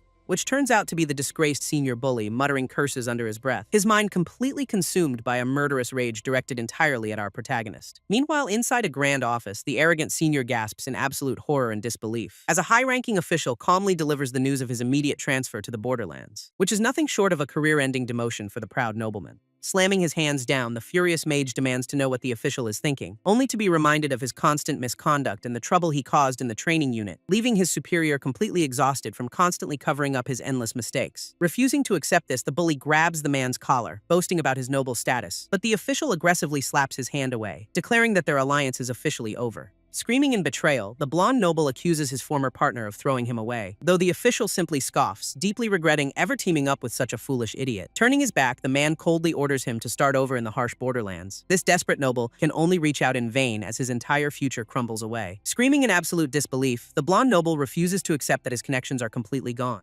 throwing a massive tantrum as he violently kicks the furniture and curses his terrible luck. But things only get worse when he stumbles out into the hallway looking completely disheveled, earning nothing but mockery and gossip from the onlookers who are thrilled by his downfall. Snapping under the intense humiliation, the disgraced noble screams at them to shut their mouths, unleashing a violent burst of fire magic to blast away anyone daring to laugh at him. This reckless stunt lands him right outside the massive gates of the Academy City. A furious official coldly delivers the final blow by firing him on the spot. Desperately pleading on his knees, the former noble tries to use his high status as leverage, only to be reminded that he should actually be locked up in a dark prison. Left completely abandoned on the cobblestone street, he desperately screams that the country still needs him. This massive wooden gate slams shut right in his face with a heavy thud, leaving him to wallow in self-pity while the local citizens whisper about his pathetic state. Suddenly, a dark realization washes over him as he mutters to himself in the dirt, his face twisting into a psychotic grin as he remembers the one person who understands him. Reflecting on the fateful day he fell in love with the legendary hero Alice at first sight. Determined to win her over, he aimed for the captain position to fight beside her. Believing his noble charm would easily win her heart, he stood there smiling. Instead, she completely ignored his existence and ran right past him without a single glance. She ran straight into Blake's arms instead, cementing the bully's eternal hatred for our protagonist. This disgraced noble grinds his teeth in absolute fury, blaming Blake for ruining his entire life. Throwing on a dark cloak, he sneaks back into the city to search for the legendary hero. Unaware of his creepy muttering, the passing citizens quickly steer clear of this suspicious hooded weirdo. His eyes are completely bloodshot and hollow, driven forward by nothing but pure, unhinged obsession. Suddenly, he spots Alice laughing happily in the distance while chatting with our protagonist. A sickening smile creeps across his face as he prepares to run over to her. But he freezes in absolute shock when he notices how close they actually are, sending his fragile mind spiraling into a dark abyss of jealousy and disbelief. Watching Blake smile so warmly at the girl he desperately wanted for himself, this disgraced noble can only watch from the shadows as his dreams crumble to dust. Clenching his fists, he desperately asks why the universe is treating him so unfairly, since he firmly believes that he was destined to stand by her side all along. But that beautiful fantasy is instantly shattered into a million pieces right before his eyes, ruining his delusional plans of marrying the legendary hero and securing his high noble status. Back in reality, Alice happily waves goodbye to Blake before running off to handle her duties, leaving the hidden stalker to drown in a sea of murderous thoughts directed at our protagonist. A psychotic grin spreads across his face as he decides to eliminate Blake once and for all, laughing maniacally while claiming that Alice belonged to him from the very beginning. This next morning, a bright sun shines over the bustling courtyard of the Magic Academy, where the students are loudly ordered to line up for their daily training session. Standing in the grand hall, the entire student body gathers for a massive mandatory assembly. Blake and his classmates look around in awe, completely overwhelmed by the sheer number of attendees. On stage, the red-haired instructor announces their upcoming duty of guarding VIPs during the hero's celebration. Tension fills the room as he prepares to read off the official squad assignments, starting off with the guard unit stationed at the main gates of the city. Whispering amongst themselves, Blake's friends assume they will probably end up on simple castle gate duty, but the instructor quickly moves on to the highly coveted escort unit for the legendary hero, which our protagonist casually dismisses, fully expecting to be stuck with boring old patrol shifts, until the speaker wraps up his announcement and rolls up the parchment, leaving Blake to blink in confusion as he senses a sudden shift in the room. Suddenly, dozens of jealous eyes turn around to glare directly at our main trio, prompting the black-haired girl to nervously ask why everyone is suddenly staring at them, while their white-haired teammate looks down in absolute dread as the truth dawns on her, causing the rest of the group to gasp in complete and utter disbelief, as she quietly explains that they are the ones chosen to escort the legendary hero, sending Blake and his friend into a state of pure, unadulterated panic at the news. Immediately, the entire crowd erupts into a chaotic wave of angry whispers and jealous gossip, with several students loudly complaining that assigning mere trainees to the hero must be a mistake. But the instructor shuts them down, revealing it was a personal recommendation from Alice herself, citing their incredible performance during the monster raid, leaving our heroes completely frozen in shock. This instructor explains that Blake earned this honor by defeating Lord Gunther and gaining Alice's trust,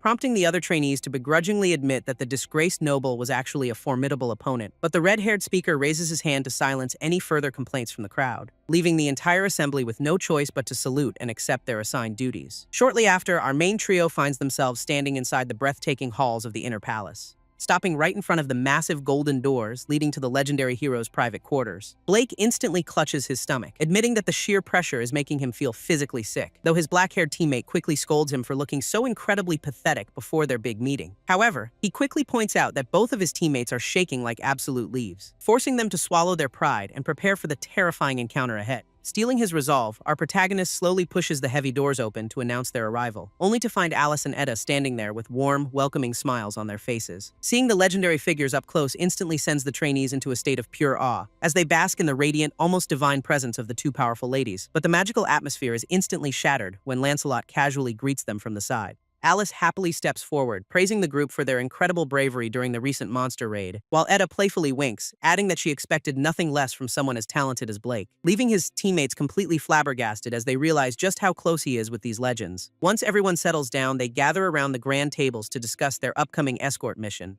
though Blake and his friends still look incredibly stiff and terrified to be sitting there. Alice and Etta warmly tell the group to relax, joking that they won't eat them, but Blake's black-haired teammate can't help but feel incredibly tense as she looks past them, locking eyes with the terrifyingly intense royal guards standing right behind the legendary heroes. Trying to break the ice, Blake casually asks if Alice was the one who recommended them, which she happily confirms, boasting that she already knows his incredible abilities very well. Even the palace staff chime in, admitting how incredibly reassuring it is to have them around. Hearing this, the white-haired girl realizes Blake is far more legendary than she ever imagined, while their orange-haired teammate is completely blown away by the sheer level of respect he commands, leaving the black-haired girl to stare in absolute awe at their friend's massive reputation.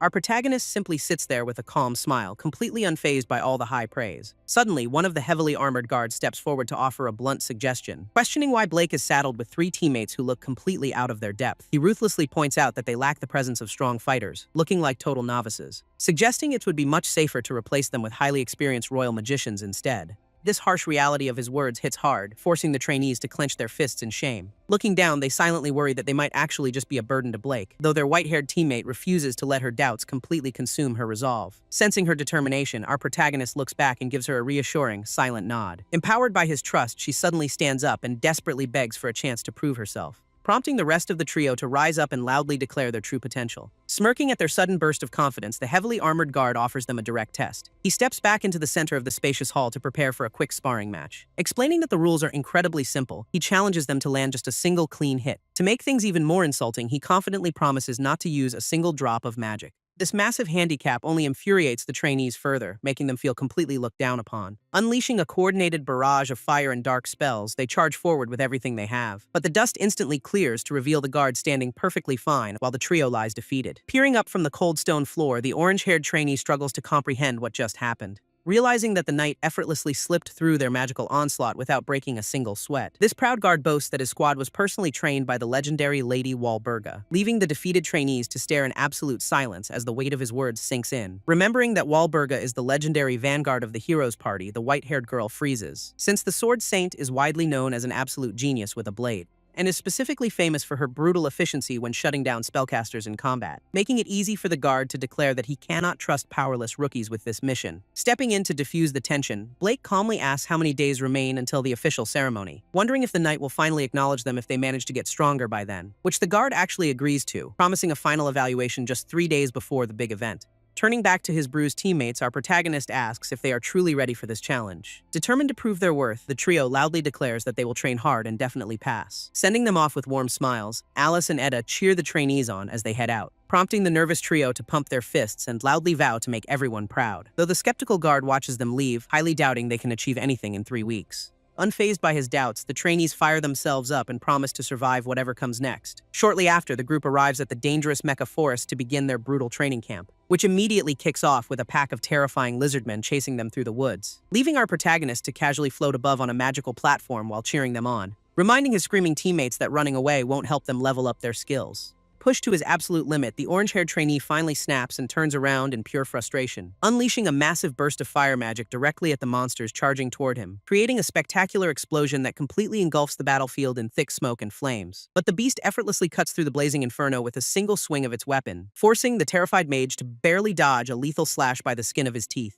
revealing that the high-level monster is completely unharmed and ready to tear them to shreds. Panicking, the girls realize their basic attacks are totally useless and beg Blake for some advice. However, our boy refuses to help, telling them they must devise a strategy on their own. Suddenly, a massive beast sneaks up right behind the defenseless orange-haired trainee, only for a solid magical barrier to suddenly manifest and block the monster's deadly bite. Stepping in, Blake reassures his team that he will always keep them safe from fatal blows, before casting a massive protective shield to give them the confidence to fight back. Realizing they need to be fully prepared, the trainees wonder how they can actually pull this off. Suddenly, the white-haired girl remembers the words of advice their mentor gave them before. Blake had bluntly admitted that he couldn't actually train them in offensive magic, explaining that his expertise lies solely in barrier techniques and basic physical conditioning to help them survive, leaving the orange-haired mage completely lost on how they are supposed to improve. Smiling, our protagonist tells them to simply make the best use of the cards they already hold, which instantly clicks for the duo as they finally understand his brilliant advice. Instead of trying to learn new spells, they focus on enhancing their physical abilities with magic, allowing the black-haired girl to easily dodge a lethal scythe swing from the charging lizard man, while her orange-haired teammate coordinates a massive fire blast to keep the beast at bay. Capitalizing on the distraction, she leaps in with a dark magic spell to blind their foe, before unleashing a devastating burst of dark energy that completely obliterates the high-level monster. Celebrating their first real victory, the team feels a massive surge of confidence returning, as Blake watches them with pride, knowing that true teamwork multiplies their strength exponentially. With their synergy finally locked in, they continue to tear through the forest beasts together. Moving on to day 2, where they carry heavy packs up steep mountain cliffs to build stamina. By day 3, our boy personally spars with them to teach them how to read enemy movements, pushing them to understand their own capabilities while effortlessly dodging their coordinated attacks. As the grueling days fly by, the trainees push past their limits through endless, brutal training, until they finally stand before the armored guard 3 days before the ceremony for their re-evaluation. Standing before the elite guard, the trainees confidently declare that their brutal training camp completely changed them. But the skeptical knight merely scoffs at their sudden bravado, dismissing it as nothing but delusion. He warns the rookies that they are about to face a very harsh reality check. Refusing to back down, the orange-haired mage immediately charges up a massive ball of fire magic. His attack lands directly, completely engulfing the armored knight in a spectacular explosion. Yet the veteran effortlessly slices through the flames with a single swing, calling their effort useless. Suddenly, the black-haired girl leaps from the smoke with her dark magic ready to strike. She aims a precise strike at his blind spot, but his reflexes are simply too fast. This allows him to easily counter her attack and send her stumbling backward onto the floor. However, the knight quickly realizes that her movements were far too quick to be normal. He notices the subtle green aura, proving they use magic to drastically enhance their physical conditioning. A faint smirk plays on his face as he begrudgingly respects their clever tactical adjustment. Next, he unleashes a powerful shockwave to keep them from gaining any real momentum. Working in perfect harmony, the girls swiftly dodge the incoming blade with their newly boosted speed. Unfortunately, the sheer intensity of the battle quickly leaves them completely out of breath. Looking perfectly composed, the guard asks if this mediocre display is really the best they can do. Gritting their teeth, the trio shares a silent look and decides to risk it all on one final move.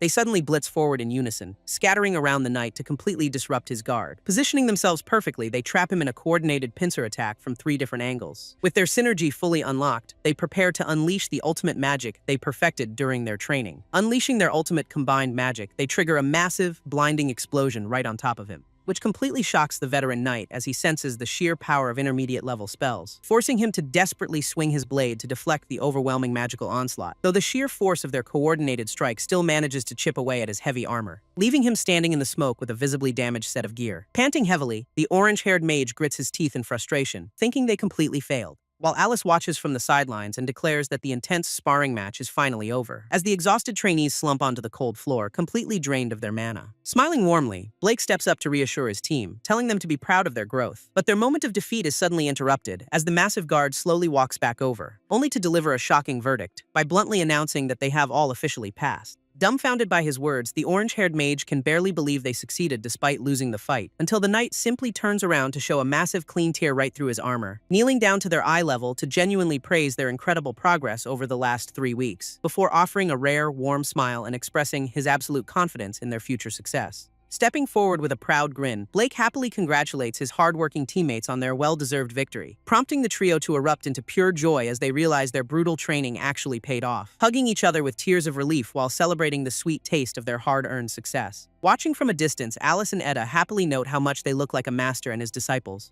confident that with Blake's newly strengthened team on guard, the upcoming ceremony will be perfectly safe. While a suspicious hooded man sneaks through the shadows hoping his dark plans go smoothly, this highly anticipated day of the Grand Demon King subjugation ceremony finally arrives in the capital, prompting massive crowds to gather along the streets to cheer for the legendary hero's party, keeping our newly trained rookies on high alert as they scan the overwhelming crowd for threats. Glancing back at the dragon carriage, Blake silently hopes that Alice's companions are doing all right, though the girls quickly distract him by playfully asking to chat during the parade. However, they quickly snap back to reality to focus entirely on their crucial security mission, knowing deep down that they absolutely cannot afford to let a single mistake happen today, especially since the elite commander warned them that the hero's party is actively being targeted. explaining that frequent kidnapping and assassination attempts have been made on their closest aides. This dangerous reality forces the guards to vow to protect the VIPs with their very lives, which is why Blake remains incredibly vigilant while scanning the cheering faces in the audience. Suddenly, a dark presence looms within the crowd as a hooded man glares with pure hatred, gritting his teeth in absolute fury while muttering curses about a worthless piece of trash.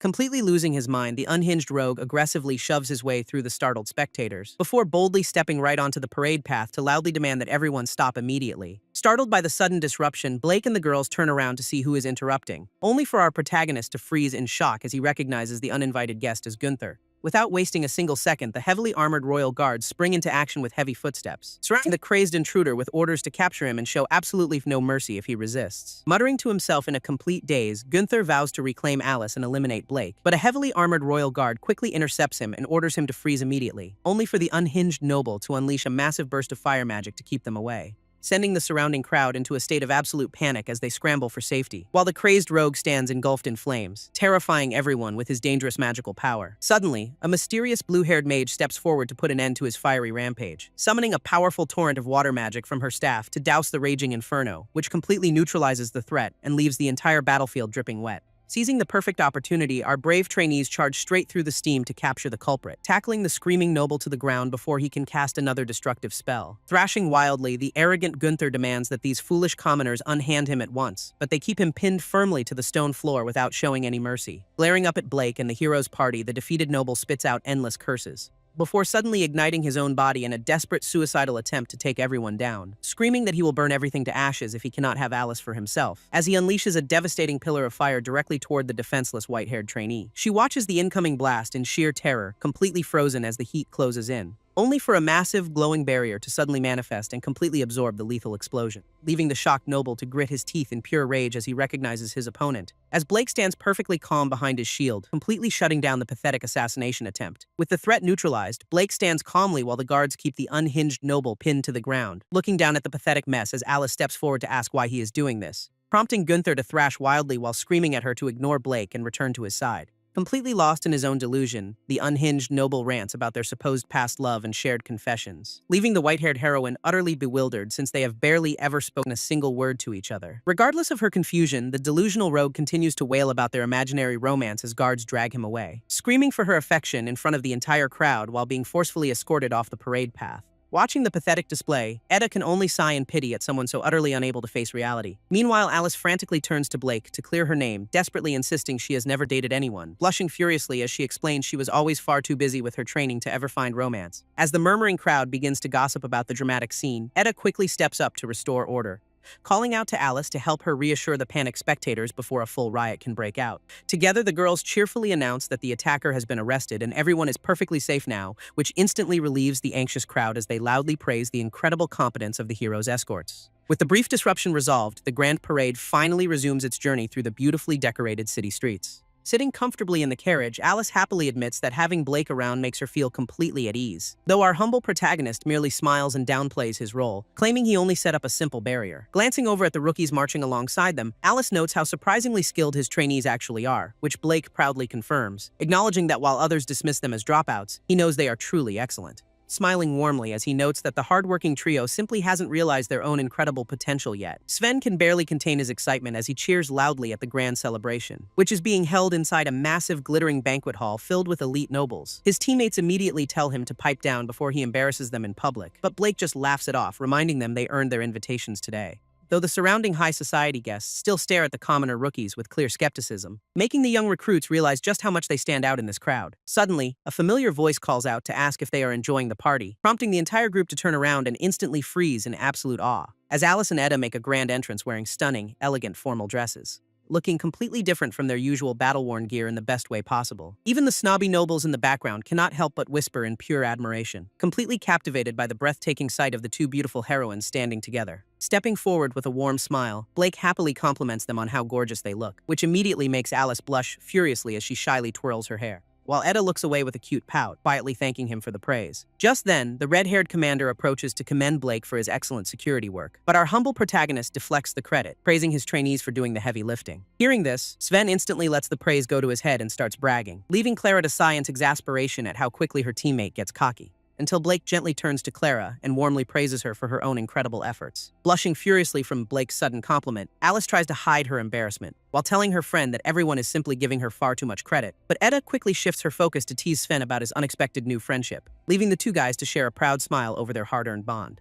Meanwhile, the grand banquet hall buzzes with the chatter of elite high society guests, where the hungry rookies happily stuff their faces with delicious party food, completely ignoring the snobby nobles whispering about how out of place they look. Though Sven still begins to feel a bit uncomfortable under their judgmental glares. Trying to distract himself, the silver-haired rookie asks Edda about their missing teammates, prompting the blue-haired girl to explain that the others are currently busy elsewhere, reassuring the young rookie that he will definitely get to meet them eventually. Suddenly, the royal orchestra begins playing a beautiful, upbeat melody across the ballroom, drawing Sven's attention as Edda suddenly turns to him with a playful grin, before grabbing his hand and enthusiastically inviting him to join her on the floor, which instantly panics the young rookie since he has never danced a single step, only for the cheerful heroine to pull him along anyway, refusing to take no for an answer. Winking playfully, she reassures him and tells him to just follow her lead, helping him ease his nerves as they lock eyes amidst the swirling music, and before long, the pair is spinning gracefully across the glittering ballroom floor, fully lost in the moment as they share a warm, unforgettable dance together. Edda pouts while Clara stands behind her with a completely deadpan expression. Meanwhile, Sven and his teammate happily stuff their faces with the delicious banquet food, until a hand suddenly reaches out to interrupt Edda's quiet moment of snacking, revealing a polite young noble who smoothly asks her for a dance on the floor, and she instantly accepts with a bright, excited smile that lights up her face. As the two spin gracefully, the red-haired commander watches them from a distance,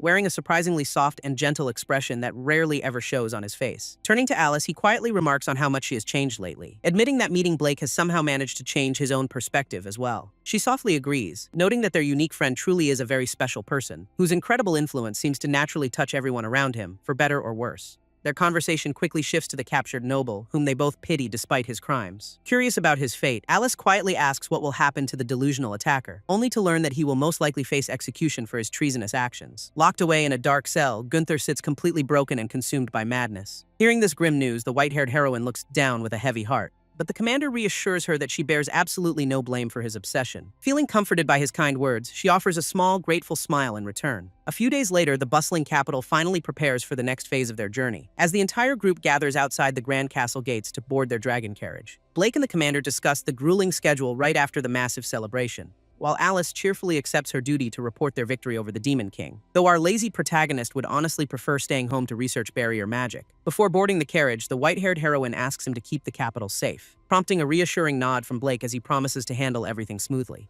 Suddenly, Edda steps forward to steal a private moment with her favorite instructor, whispering a sweet request to rely on him again once she finally returns, which earns her a gentle head pat that leaves the watching trainees completely flabbergasted. With their farewells finished, the grand carriage finally rolls out of the castle courtyard, leaving Blake and the red-haired commander to wave them off with warm smiles. This majestic transport quickly fades into the distance as their long journey officially begins. Watching them go, the rookies realize they are truly on their own now, since the commander quietly notes this is the party's first trip outside the capital, a detail that makes our usually carefree protagonist look unusually serious and pensive. Meanwhile, a dark shadow begins to loom over the quiet peace of the kingdom, deep within the royal dungeon where the delusional noble sits locked behind heavy bars, wearing a terrifyingly wicked grin that suggests his madness is far from over. A week passes by with the bustling capital streets remaining completely calm and peaceful, as the hardworking trainees focus entirely on their studies without any sudden disruptions. But the sinister threat still waits patiently in the dark for the perfect moment. Gunther sits in his dark cell, plotting his next move with a creepy grin, his eyes completely devoid of sanity as he waits for the perfect moment. Several weeks pass by as the trainees continue their intense magic practice in the courtyard, until the instructor finally calls an end to their grueling daily routine. Collapsing from sheer exhaustion, the rookies can barely catch their breath after the workout, prompting Sven to complain about the endless training and demand a real mission, though his teammates are perfectly happy enjoying this peaceful downtime while it lasts. But the hyped-up rookie keeps bragging about how incredibly strong they have become, only for the silver-haired instructor's expression to suddenly turn dead serious in an instant, which immediately kills Sven's excitement and leaves him sweating in pure panic, causing the young rookie to quickly apologize for getting way too carried away. However, the instructor isn't mad at him, quietly muttering that something dangerous is coming. A warning that is instantly proven right as frantic footsteps echo nearby, revealing a panicked guard who screams that a massive wave of miasma is approaching, instantly stunning Sven and the other trainees with the terrifying news of danger. Realizing the gravity of the situation, the top commanders lock eyes with absolute gravity, before leaping high into the air on magic platforms to assess the danger, only to freeze in horror as they witness the sheer scale of the disaster. where a colossal wall of dark purple energy slowly swallows the horizon, sending the terrified citizens below to scream in panic as the nightmare finally arrives. Terrified citizens run for their lives as the toxic purple miasma floods the city streets. A panicked mother desperately pulls her young child along to escape the encroaching darkness, but the little boy suddenly trips and falls flat on the hard stone pavement, leaving his mother with no choice but to shield him with her own body,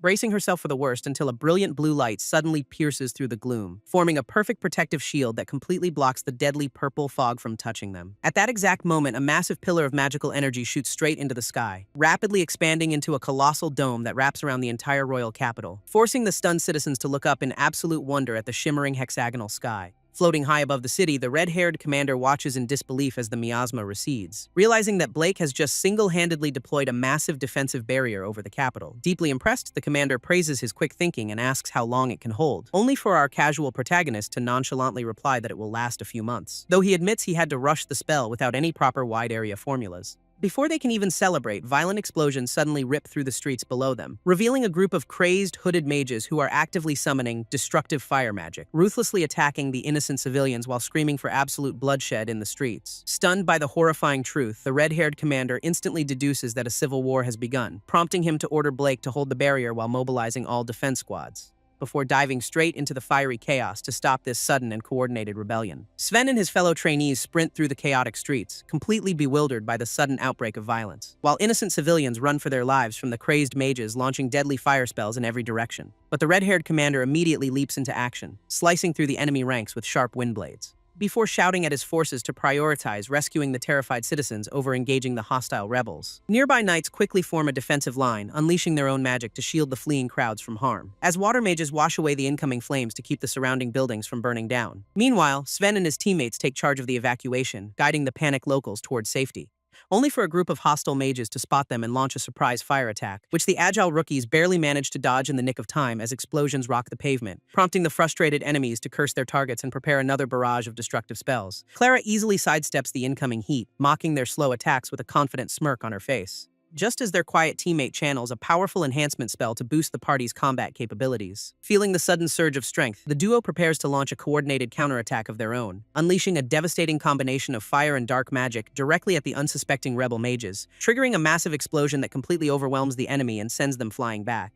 leaving Sven to brag that this battle is a total breeze compared to their instructor's hellish training. However, their white-haired teammate is still traumatized by those brutal drills, silently remembering how close she came to dying. Their brief moment of relief is cut short as a massive horde of hooded mages suddenly surrounds them, forcing the rookies to stand back to back as they prepare to fight their way out of this overwhelming trap. And with a fierce battle cry, Sven lunges forward to unleash a blazing strike against the endless enemy forces. While her teammates launch their offensive, the quiet, white-haired girl channels her own supportive magic, as Clara prepares to unleash another devastating blast of dark energy with a confident smirk. But a sudden explosion nearby separates them and leaves a terrified child stranded in the flames. This helpless little boy stands completely alone, crying as the chaotic battle rages around him, until the white-haired rookie spots him just as a hostile mage prepares a deadly attack, sending a massive wave of destructive fire magic directly toward the defenseless young child. Without a single second of hesitation, she sprints forward to throw herself into the danger zone, shielding the boy with her own body as the blazing inferno completely engulfs them, leaving Clara to watch in absolute horror as her friend is swallowed by the flames, triggering a massive explosion that completely rocks the entire stone pavement of the street. As the thick black smoke slowly rises, the rookies stare at the devastating aftermath in silence. Sven can barely find his voice, staring in complete disbelief at the sheer scale of destruction, but a glowing blue hexagonal barrier suddenly shines through the dark smoke, completely unharmed. This young rookie looks up in pure amazement, realizing she and the boy are perfectly safe, which instantly brings a massive wave of relief to her terrified teammates watching from afar. Suddenly, identical blue shields begin popping up all over the chaotic battlefield to protect the citizens, leaving the confused locals to look around in wonder as the enemy attacks harmlessly bounce off. Even the red-haired commander stops in his tracks, completely stunned that everyone now has a barrier, until he suddenly realizes there is only one person capable of pulling off such a feat. High above, Blake casually channels his massive magic, having deployed individual barriers for every single citizen. Clara absolutely loses her mind with rage, unleashing a massive blast of dark magic at the attacker, which completely obliterates the hostile rebel mage and sends him flying with a painful scream, allowing Sven and Clara to quickly rush over to check on their white-haired teammate, who happily explains that their lazy instructor's personal barrier kept her and the kid completely safe. While the rookies celebrate this miracle, they wonder if Blake is actually nearby or casting from afar, only to realize that identical blue shields are actively wrapping around every single citizen in sight, leaving the confused locals to stare at their glowing hands in absolute shock and disbelief. Sven and Clara can barely process the sheer scale of this spell, calling their instructor completely insane, as their quiet teammate smiles warmly, silently admiring just how incredible Blake truly is. Meanwhile, the red-haired commander rallies his troops, urging them to use these barriers to push back, but a panicked subordinate warns that the rebel numbers are too high, putting the king in danger, prompting the commander to ask for reinforcements, only to learn that the magic core is completely depleted. He realizes that leaving the streets will abandon the citizens, but reaching the castle will take too long, gritting his teeth in pure frustration as the tactical dilemma weighs heavily on his shoulders. Making a bold decision, the commander orders his men to leave the castle defense to the Knight Corps, shouting that Blake will just have to support them and handle the royal palace himself. This subordinate quickly nods in agreement, though he is secretly stunned by this sudden command, wondering if the leadership truly trusts their lazy former captain to protect the entire royal family alone. With a fierce look of determination, the commander prepares to fight, placing all his faith in Blake, just as a massive horde of rebel mages launches a coordinated assault on the castle gates. A panicked guard screams at his men to keep the incoming rebels out of the castle, but a crazed hooded mage simply grins while preparing a massive blast of fire magic, triggering a violent explosion that completely blinds the defending guards in a flash of light. Mocking their helpless targets, the rebels leap away to continue their assault on the palace, only to crash face first into a solid blue hexagonal barrier that suddenly blocks their path, leaving the stunned mages to wonder if the legendary barrier wizard is behind this trap. Looking ahead, they realize a massive wall of magical energy has completely sealed the street, and before they can even react, a sharp sword strike blindsides them from behind, as a determined knight charges through their ranks to take down the distracted rebels. With a serious expression, the blonde warrior stands victorious over the defeated enemy forces,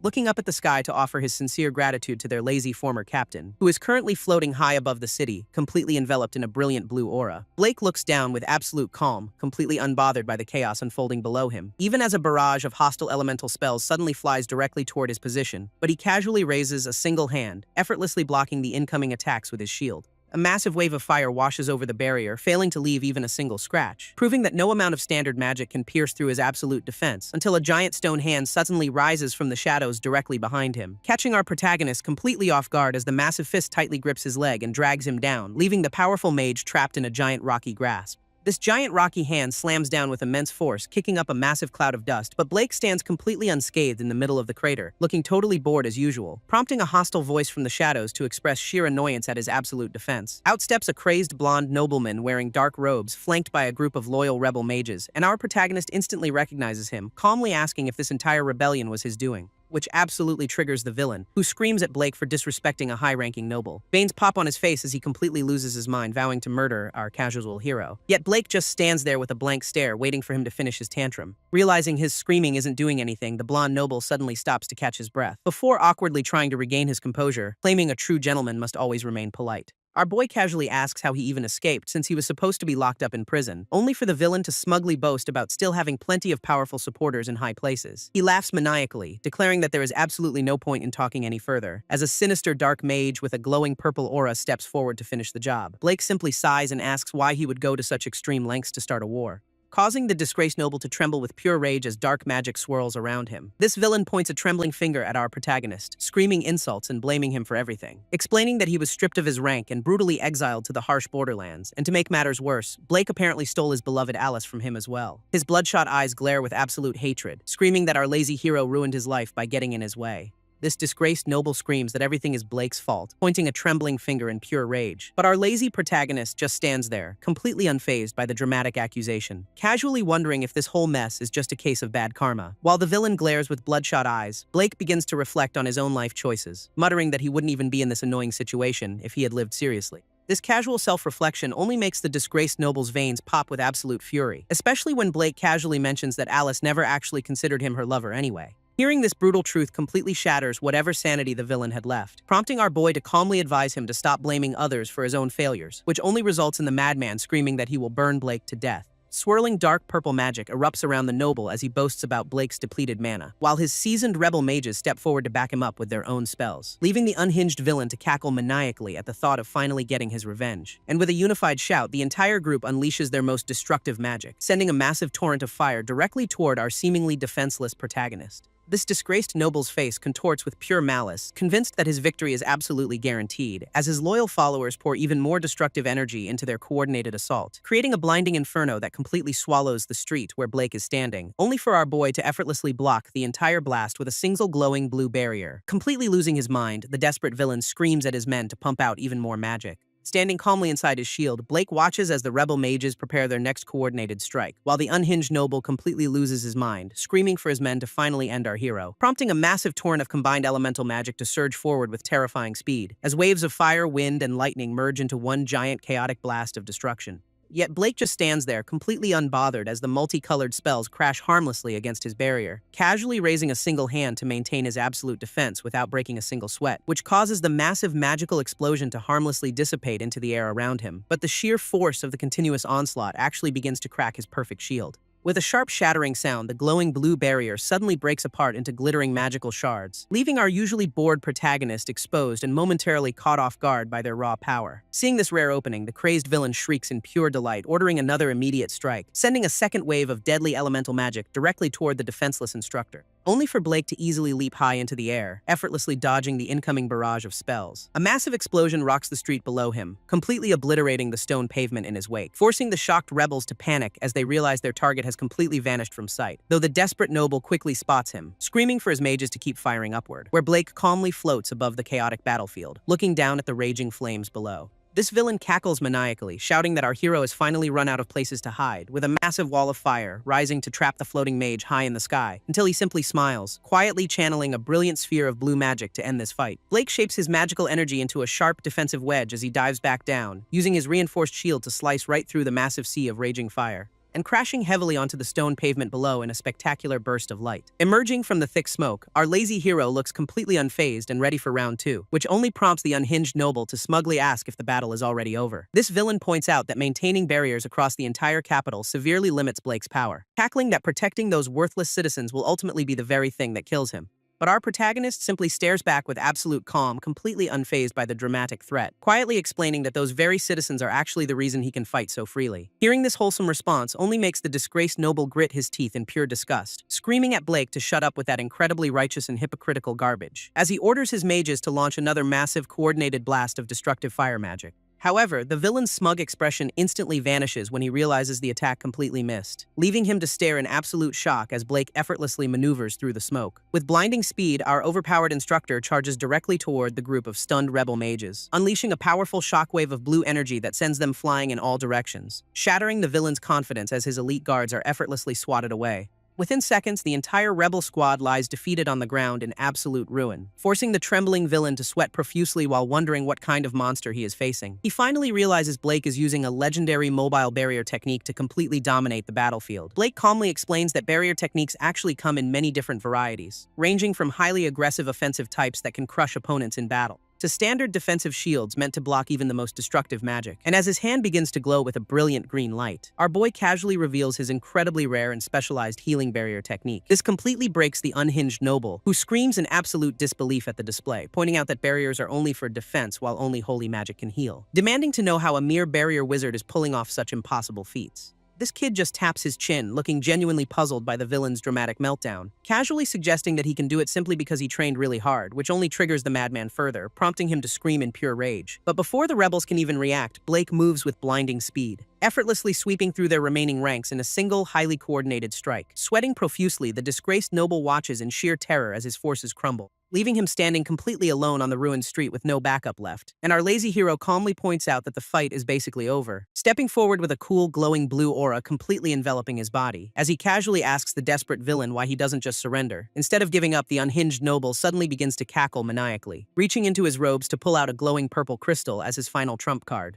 Without a second thought, the unhinged noble shoves the glowing purple crystal straight down his throat, swallowing the dangerous artifact whole as dark magical energy begins to surge through his veins, which immediately erupts into a massive pillar of chaotic purple light that shakes the entire street. Watching this desperate transformation, Blake narrows his eyes, realizing things are about to get messy, while the disgraced noble's face contorts with veins popping from the sheer overflow of power. A sinister fanged grin spreads across his face as the dark corruption completely takes over, leaving him to loudly boast that this newfound strength makes him absolutely invincible, before unhingedly screaming that he originally saved this trump card to use on Alice herself. He cackles maniacally, declaring that even the legendary hero will soon bow down to his might. But our calm protagonist simply charges his blue mana, refusing to let this madness continue. Infuriated by the defiance, the villain gathers a massive sphere of dark energy above his head, unleashing a devastating torrent of purple magic directly toward our seemingly cornered hero, who effortlessly deploys a hexagonal blue barrier to absorb the brunt of the explosive impact. This sheer pressure shatters his shield, forcing Blake to quickly redirect the remaining chaotic energy,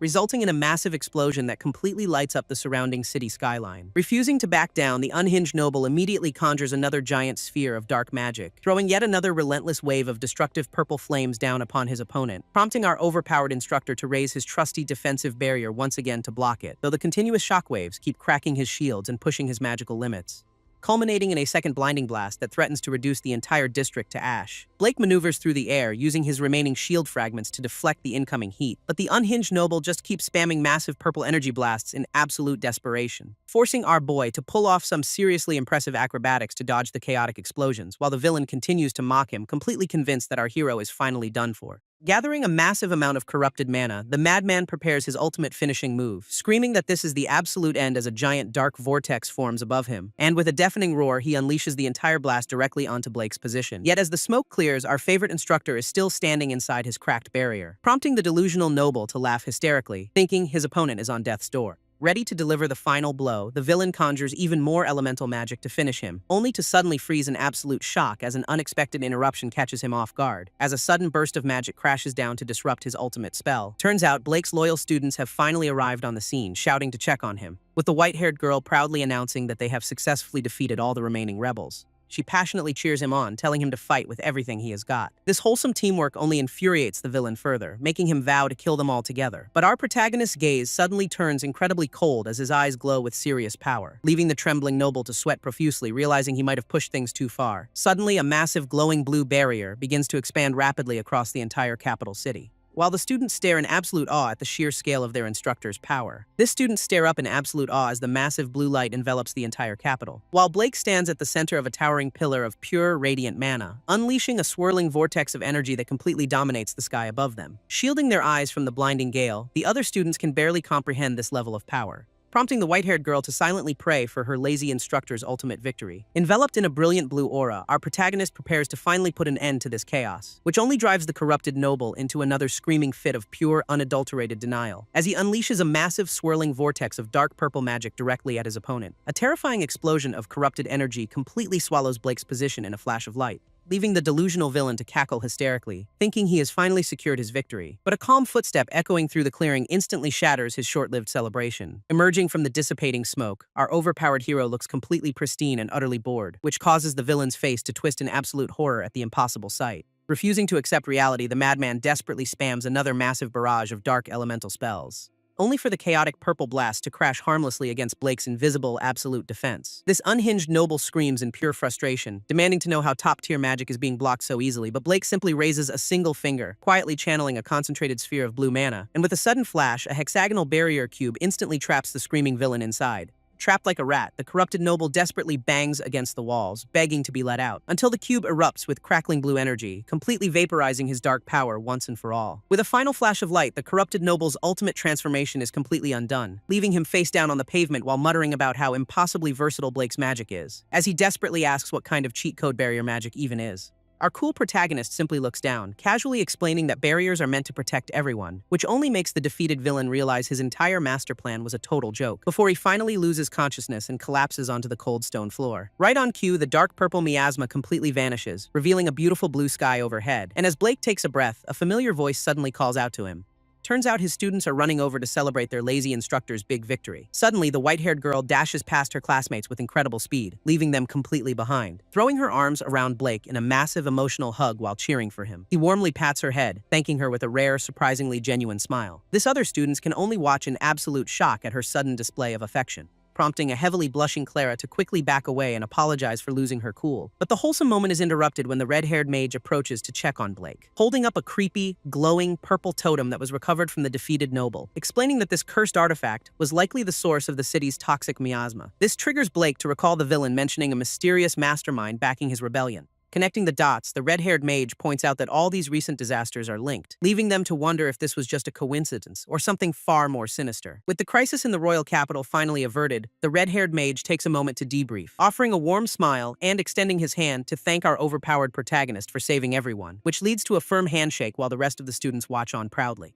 Forward several weeks later, and the king himself makes a grand announcement from his throne, officially appointing our lazy hero as the kingdom's brand new court barrier mage in a massive ceremony. This unprecedented move sends shockwaves through the noble crowd, though nobody can deny his legendary achievements, prompting his loyal students to burst into enthusiastic applause for their favorite overpowered instructor, while the red-haired mage and his close allies join in on the wholesome celebration. But our reluctant hero is currently having a massive internal crisis about his sudden promotion. Walking through the palace halls, he still can't believe he actually landed a real government job, until the gray-haired knight and the blue-haired girl lead him toward a set of double doors, pushing him out onto a massive balcony to make his official debut to the public. Blake is completely flabbergasted by the sheer size of the crowd waiting to see their savior, leaving the energetic knight to enthusiastically cheer him on and demand that he wave to them. So our socially awkward protagonist reluctantly raises a hand, sweating profusely under the intense spotlight. This ecstatic citizens erupt into wild cheers, chanting his name and praising his incredible barrier magic. Though the instant he gets some privacy, he collapses onto a luxurious couch completely drained. Staring around his massive new quarters, he marvels at the absurd perks of being a court magician. He fondly recalls all the warm congratulations from his friends who insisted this was only natural. And looking up at the ornate ceiling, he finally starts to believe in his own useless magic. Looking up at his fancy new ceiling, Blake wonders what his next move should actually be.